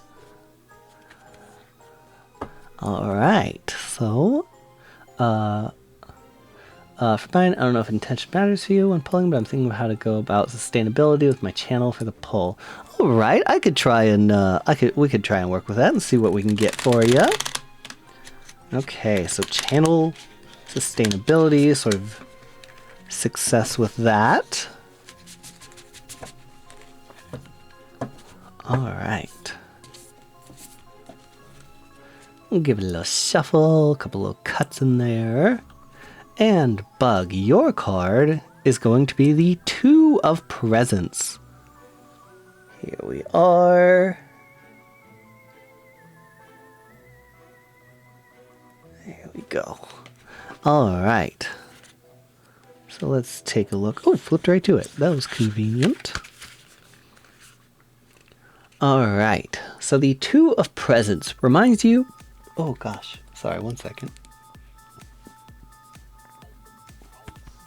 All right, sorry about that. So, Bug, the Two of Presents reminds you that it's important to prioritize your time. There are only so many hours in the day. Make sure you're giving enough attention to the people and the things that mean the most. All right, so I think there's definitely something that can be said for channel sustainability. And I could definitely, riff on this one a little bit for sure. So, yeah, prioritizing your time, only so many hours in the day, that kind of thing. I think there's definitely a lot to be said for playing the long game when you are trying to make a successful channel. I think it is very easy to, I don't want to say like get overexcited, but get sort of forget your limits and get too deep into like feeling like you need to like create. I've sort of learned that the best time to step away from like a project, or if you're working on something, if you're writing something and you're starting to get frustrated with it, I feel like for me, this is also going to have a little bit of just personal, my own sort of thoughts on this outside of just like tarot stuff. But for me, if I'm working on something, if I'm working on a script, if something is starting to frustrate me or just not go the way I want, or I feel like I'm having to force things, I know I've already worked on it for too long. For me, I think one of the best things to keep in mind when you're working on a project that you want to be a long-term thing or a long-term sustainable, channel, project, creative endeavor, whatever it may be, stepping away before you are getting frustrated or tired or sick of something is really important. I think it can be really important to walk away from something before you hit that point. Like when you are working on scripts, let's say you finish one script, you're like super amped up, and you're like, oh, I really have another idea. I really want to work on it now. Sometimes like it's really just figuring out your own balance. But you do have to kind of say like, okay, do I have the energy for this, or is this going to burn me out? And sometimes there really is just no experience to be able to learn where that threshold falls. But like, for me, I just know that I have to walk away from something while it's still fun, because otherwise it's going to take me a long time for that to become fun again. So I think that is something that could definitely be good to keep in mind, is learning to walk away from a project while you still want to work on that project. Because then you're excited to come back to it. Then you're up the next day, you slept, you recharged, you ate, and you're like, oh man, I'm really excited to get back to this. And it doesn't start feeling like, oh, I have to do this again. Like, oh, I need to pump out another script, that kind of thing.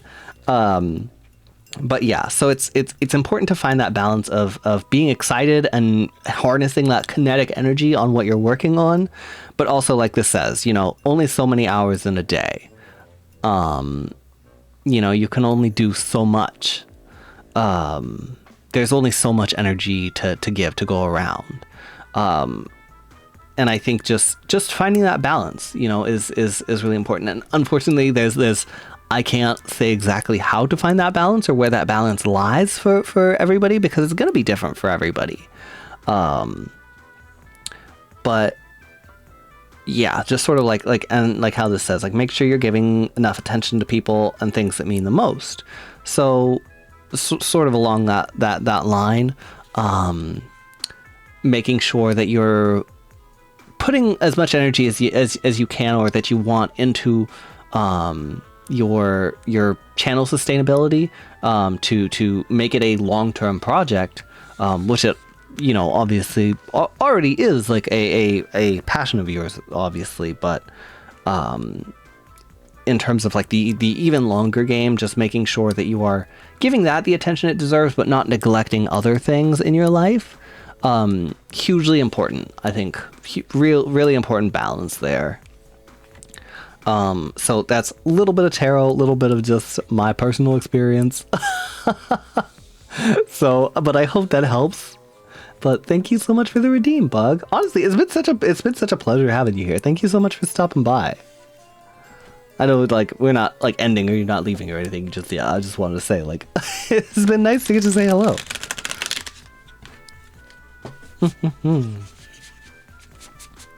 Stretch imposter check, Amy. Thank you very much. I appreciate it. Oy, oy, oy, oy, oy. Oh, silence. Thank you. I appreciate it. I'm glad. I sometimes I feel like I get a little rambly, but if there's some little nuggets that you guys can find that might be helpful for you, I'm glad. All right. So now we have the one, the only, the Tycho B, for our final poll for the night. What is that emote, Tycho? The Tycho B stare. Wheel of Fortune, come on! I'm pulling. I'm hoping. I'm gonna try. All right, Tycho, your card. I always feel a little bit like I'm Yami Yugi about to reveal the top card of my deck in a dramatic fashion when I like right in this very moment. Gotta stop putting Wheel of Fortune on me. I can't take that card right now. Too many ups and downs. All right, Tycho, your card is Death. All right. So here we are. This is a card I think we all know very well, but just for funsies, let's see what we can riff on that well enough on our own. But let's go ahead and see what the our little guide here has to say about it, just out of curiosity. Because I've been liking the way that they phrase a lot of things. Sometimes I get these booklets and I read like the descriptions and I'm like, it's all right. It's kind of generic or something. But this deck actually has surprisingly good booklet that's come with it. Death is often a feared tarot card, but that's just because it's misunderstood. It's a card of transformation and transition, beginnings and endings. Like the creaky old gates in Halloween Town Cemetery, the Death Tarot card is a spooky symbol of change and transformation. Upright, you're going through a powerful transition. Whatever sort of big change is happening in your life now, embrace it because it will eventually lead to bigger and better things. So, I feel like this actually kind of I hope maybe this is a little bit of a resolution to the possibly the ups and downs of what you were mentioning, why you can't take the Wheel of Fortune. So with the death card, you know, as spoken by our lovely guest tonight, by our guidebook, you know, transitions, transformations, beginnings and ends.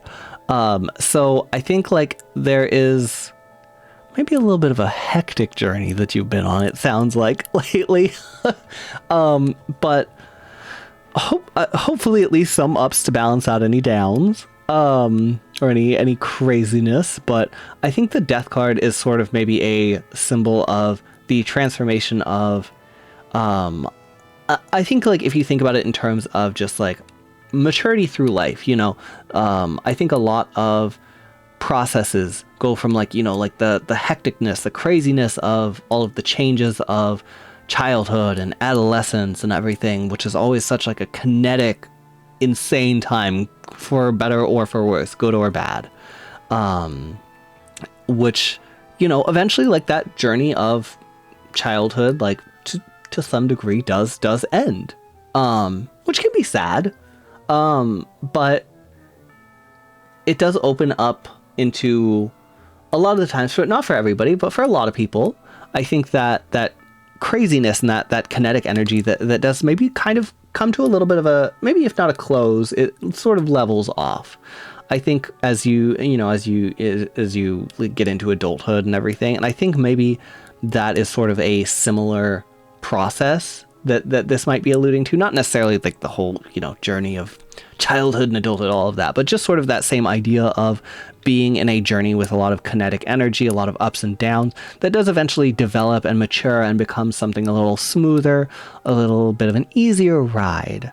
It does feel like, you know, with the death card, having one journey sort of coming to a close and opening up into another, I think possibly are, especially with like a very calm, sort of serene type of card like this, it feels very quiet. It feels a little contemplative. So the idea that things are maybe opening up and just having a little bit of patience as this transition happens, because it does feel like it is sort of on its way to a point of maturity, a point of calmness, which I do hope for you. I hope that it does end up coming into a place where you feel like you can rest a little more, where it feels like you can kind of slow down, things are calming down a little bit more.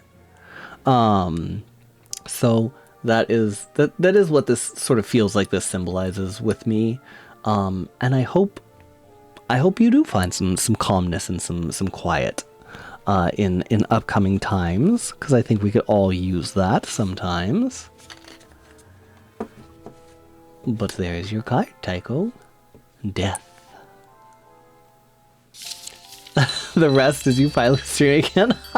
Oh, that's so sweet. Thank you, Tycho. I appreciate it.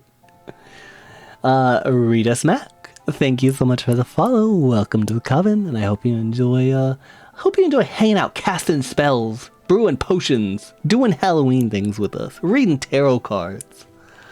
But good to have you here. Thank you for the follow. Alright. Let's do another little shuffle for fun, but I think that is going to go ahead and, I think, call the tarot readings, at least, for the night. I think we'll maybe go, 5 or 10 more minutes, here, just to chat. Just a little more chatting. And hanging out before we end our night. So that is going to be all of our reads for the night. I will tell you now, just before we head off of this page, what all of my candles were, just because it's very funny, and I truly cannot get over this smell combination. It's very funky. So this one here is quite hot. This one here is called Watching the Rain Fall on the Mountains. It's a very like mossy, earthy forest scent. Very nice. Night Wash is like, it's a candle that came as like a special edition, like in a book box with the one of the books that was a sequel to the Raven cycle. But so it smelled, what does it say on the front? It smells like blackberry, sage, and rosemary. It's mostly blackberry, I think, but I really like Night Wash. I've been hunting down more of those, honestly, online. They're hard to find. But these two, they were okay together. They were pretty well. I love Night Wash. This one is like truly one of my favorite candles. Rise and Pine. This is the one from Rise and Pine. Indeed it is, Nyx. And this one here is a pizza candle. It smells like an Italian pizzeria. So we have moss, blackberries, and pizza. So you know, it's a strange combo. But it was sort of like, it's the only candles that I had, and I wanted the Halloween aesthetic. So this entire time, this whole stream, I've just been smelling moss and pizza. It hits a little different. I'll say that. It's a really good candle on its own. I do really like this candle. It's very, like, I like it in a very funny way, but I will say it didn't evoke the Halloween mood per se.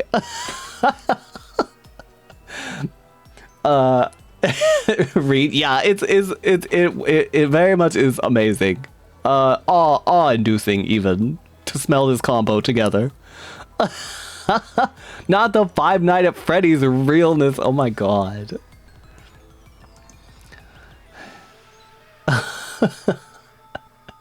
I miss candles. Uni's been depriving me. Oh yeah, I know that rule in a lot of like places with no candles. Very sad. It's a sad rule. But yeah, so I just wanted you guys to know that before we switch back to our our main. I'm gonna go ahead and switch back to my main screen. So let's go.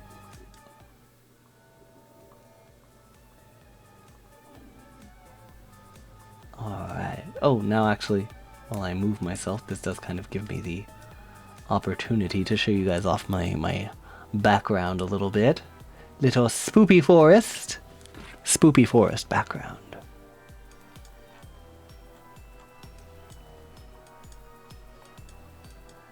Hello. I don't know what I'm doing. Shrink, reduce, be small. Alright. Oh, I'm glad you like the transition screen. Oh, thank you. I appreciate that. Honestly, I've kind of like, I wanted to do like a full like revamp of a lot of my stream stuff when I came back. But like, honestly, I've kind of been having such a hard time finding a transition screen that I like as much as my current one. So I just sort of haven't changed it. I just like it as it is. POV, you got called to order a pizza to a house in the woods, but couldn't find it. Now you're lost with nothing but your thoughts and pizza. Yeah, that's honestly kind of the vibe of this. That's the vibe of this smell. I didn't know that was the vibe of this until you nailed it. But yeah. I was like, it's so funny because truly, like, this is like one of those things where, like, I knew I was probably going to stream today because it's Halloween and I'm a witch. I gotta. But I was like, I didn't really know what I was doing until like 20 minutes before stream. And so I was like, quick, get a background to Etsy. Yeah, so it's that and the background music and stuff was very quickly assembled.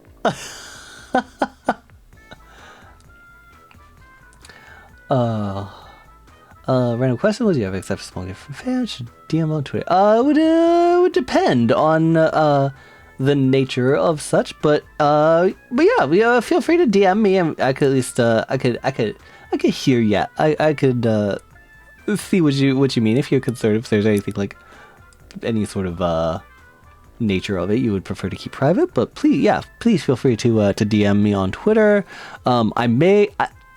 Look, I take a while to check my messages sometime. I promise I'll get back to you as soon as I can. The way you said to Etsy reminded me of Team Rock. I don't even know how I said it. I just, hey, sometimes when you're streaming, stuff just kind of comes out of your mouth. You don't know what it is. It's just suddenly it's there.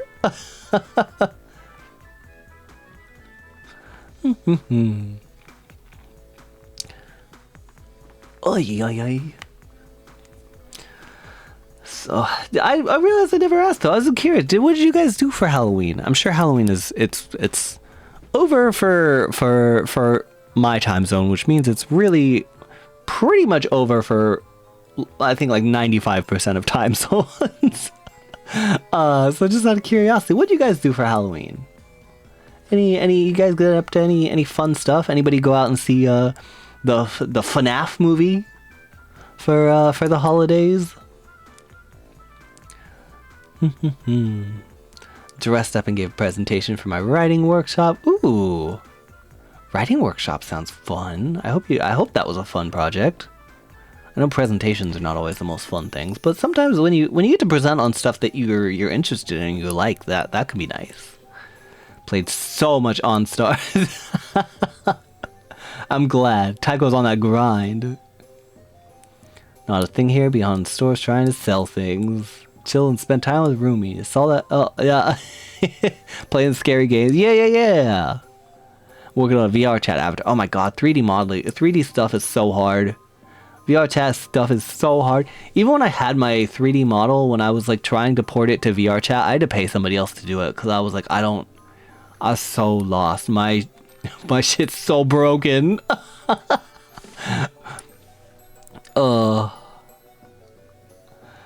Visit a friend's house, another one of our friends, cooked and showed the movie Trick or Treat, one of my favorite. It sounds like you guys mostly had a pretty good time.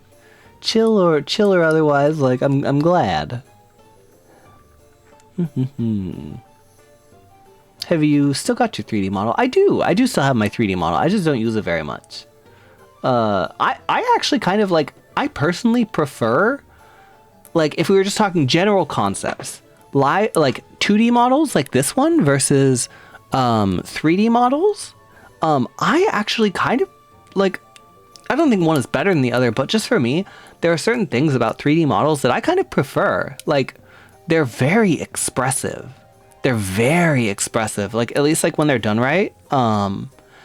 Like, I think the amount of expression that you can get out of a 3D model, I honestly think the ceiling is higher, much higher than for 2D models. But people just like, it's just sort of this isn't a bad thing, you know? It's just like, overall, like, there's bound to be a preference one way or another in any community for pretty much anything. And the preference within like the VTubing community, like at least like in terms of viewers, does tend to be for live 2D. It like almost everybody that I've ever seen talk about this or mention the idea that of like their streams doing the exact same thing with a live 2D model versus a 3D model. People almost always seem to prefer the 2D model, which again, nothing wrong with that or anything. It's just a preference. It is what it is. But I've always been a little surprised by that because I do find that 3D models can be much more expressive. Not to mention you can get like all of the fingy tracking and the full body and everything. So, but yeah, I do still have that for sure. I'm writing a novel and I had to present the first 2 chapters to class, and it was nerve-wracking, but ultimately it went well. Oh, I'm glad it went well. And I hope one day we are all able to have the pleasure of being able to read something written by you like that in the future. Also dressed like a pirate when presenting. That's fun. I'm glad you guys got to enjoy that. It's so incredibly true, unfortunately. Yeah, it's extra Halloween treat for me. Hope the rest of the oh, sickness Nix, thank you clears so up much. I fast. appreciate it. Need to have a little chat with whatever deity casts sickness on you after baby's greater than less than. Yeah, it's all right. It's honestly much better than the first time. Like my my rating for COVID-2, much better than the first time I got COVID. Honestly, like I was expecting to be really sick for much longer. But yeah, no, this time there were a few days that really kind of sucked, but overall it came and went much faster. But thank you for the bits, I appreciate it. Thank you for the kind wishes. But yeah, and I mean, this isn't like that. The whole 3D thing isn't to like put down like 3D models or anything. There's obviously plenty of people who use like 3D only, and have been successful with it. It's just in my experience, if you have a 2D model and a 3D model,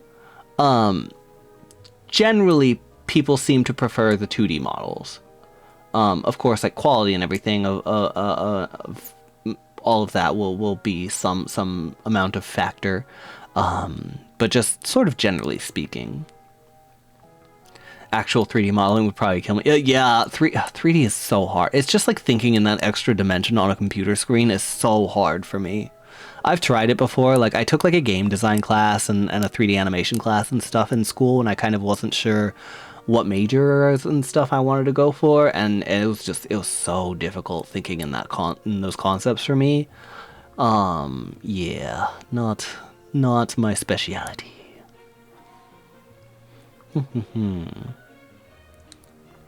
What did everyone dress up at? No costume here, unfortunately. I usually like to get a little something, but was just like, you know, like I'll put something on for the people that come to the door to hand out candy on or something. But this year was just, I wasn't going to the door because obviously I don't want to get anybody else sick, and so I was just sort of like, well, there's always next year.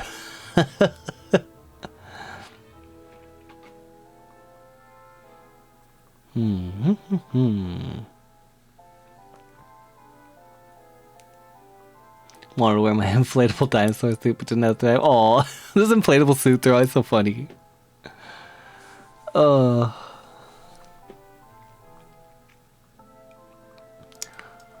Oi. Alright, well, I think I'm actually surprised. I was only planning on the stream being a couple hours, but my throat actually has held up much better than I thought it was going to for kind of trying not to talk too much in general. So I think, oh gosh, sorry, my computer started making noises. But yeah, so I think what was I saying? Jesus, my brain is mush. That's when you can start to tell I'm hitting like the 4-hour mark on the stream. But yeah, no, I was surprised. I thought my throat was gonna kind of give out by like hour 2, maybe like 2.5 hours, like that kind of thing. But it's actually we've been doing better than I thought. But I think now is probably about the time where we are going to start calling it before I start pushing myself further than I should.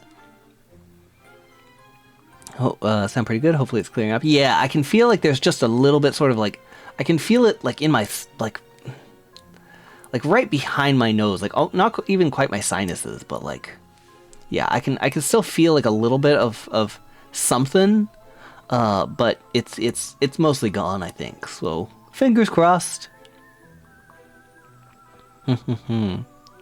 Oh, Nishinoya from IQ, that's so cute. I love that. I love that was one of your costumes, Bug. I did a Haikyuu cosplay a long time ago, but it sort of was like, sort of realized, you know, sports uniforms, not for me. They doesn't look right. Did you show your face at TwitchCon? I did. I actually was not. I kind of was undecided about it, but I sort of planned like a spur of the moment. I was like, hey, you know what? It'd be cool to meet some people. So, and I did get a chance to say hi to a few. I had a chance to say hi to some other VTubers. I had a chance to say hi. Actually, I met a couple people from chat that I was able to say hello to. So that was a cool experience. Do you have a Haikyuu fave? Bokudo for sure. Well, actually, I don't want to say for sure. Bokudo and Tanaka. I love those. I love. Truly, my favorite character in any like sports anime is just the dumb ones. Bokuto and Tanaka are just they're very funny. Yeah, so probably the two of them.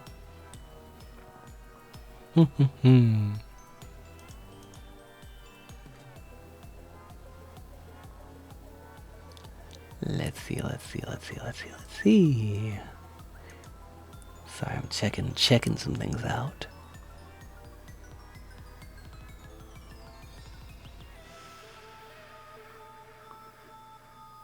Okay, I think I know where we're gonna go. We have somebody doing some ASMR on stream right now, so I think we'll keep the we'll try and stick with that, because it's like either right now everybody is either doing like it's like ASMR or just chatting, or they're playing like Don't Scream or like FNAF or Slender the Arrival is one that I see right now. So it's all like horror games or ASMR, which tracks for Halloween. Asahi, my tall baby boy, he's just like me for real. Oh, Asahi is very cute. Oh, it's awesome meeting you too, Nick. Terrifying danger or comfy, nothing in between. Yeah. That's kind of how it seems. Alright, so I think we're gonna go ahead and start getting ready to raid. I did not do TwitchCon recaps. I'll probably do that maybe if I stream again later today or later this week or something. Then I'll probably talk more about TwitchCon. I don't know that I have anything specific to say about it actually, but we'll just kind of talk about some of the experiences and all that. But for now, I think we're gonna go ahead and start getting ready to raid. So be sure to take care, lots of rest, lots of water. Oh, thank you, I appreciate it, Bug. Thank you. So I thank you all so much for spending Halloween with me, for coming and hanging out and having a just a cozy little tarot time. But I hope you're all able to get some rest, get some snacks, get some water if you've been in need of any. So for our raid, here is going to be our raid message. If you are subscribed, you already have the Salem Excite emotes. I believe if you're following, I think it's a follower emote. I don't know if I have a way to easily check right offhand, but yeah, I believe that's a follower emote. So as long as you're following, you have the Salem Excite emote already. So that is going to be our raid message for who we're going to go visit and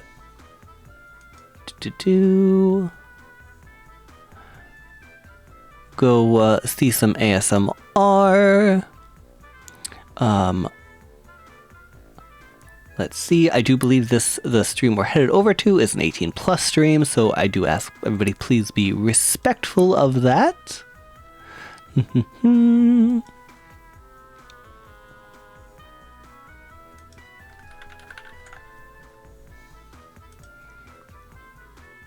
Alright, so we are gonna go see Wheelie today. So hopefully you guys can get comfy over there. But once again, thank you all so much for stopping by. It was wonderful getting to catch up with all of you. I've been wanting to stream and make content and record and do all this stuff, and I've been so sick and I couldn't. So I'm glad I was finally able to get to hang out with you guys, at least for Halloween, and say hello and have a little spoopy time together. So thank you all very much for stopping by. Glad to see you all again. I hope you all are doing well. And now that we're going into November, I'm wishing you all a very low stress and happy holiday season. I can hear the carols starting already. Alright, so rest up everybody. I will see you all later, and I hope you have a good night. Mwah. Goodbye. Goodbye.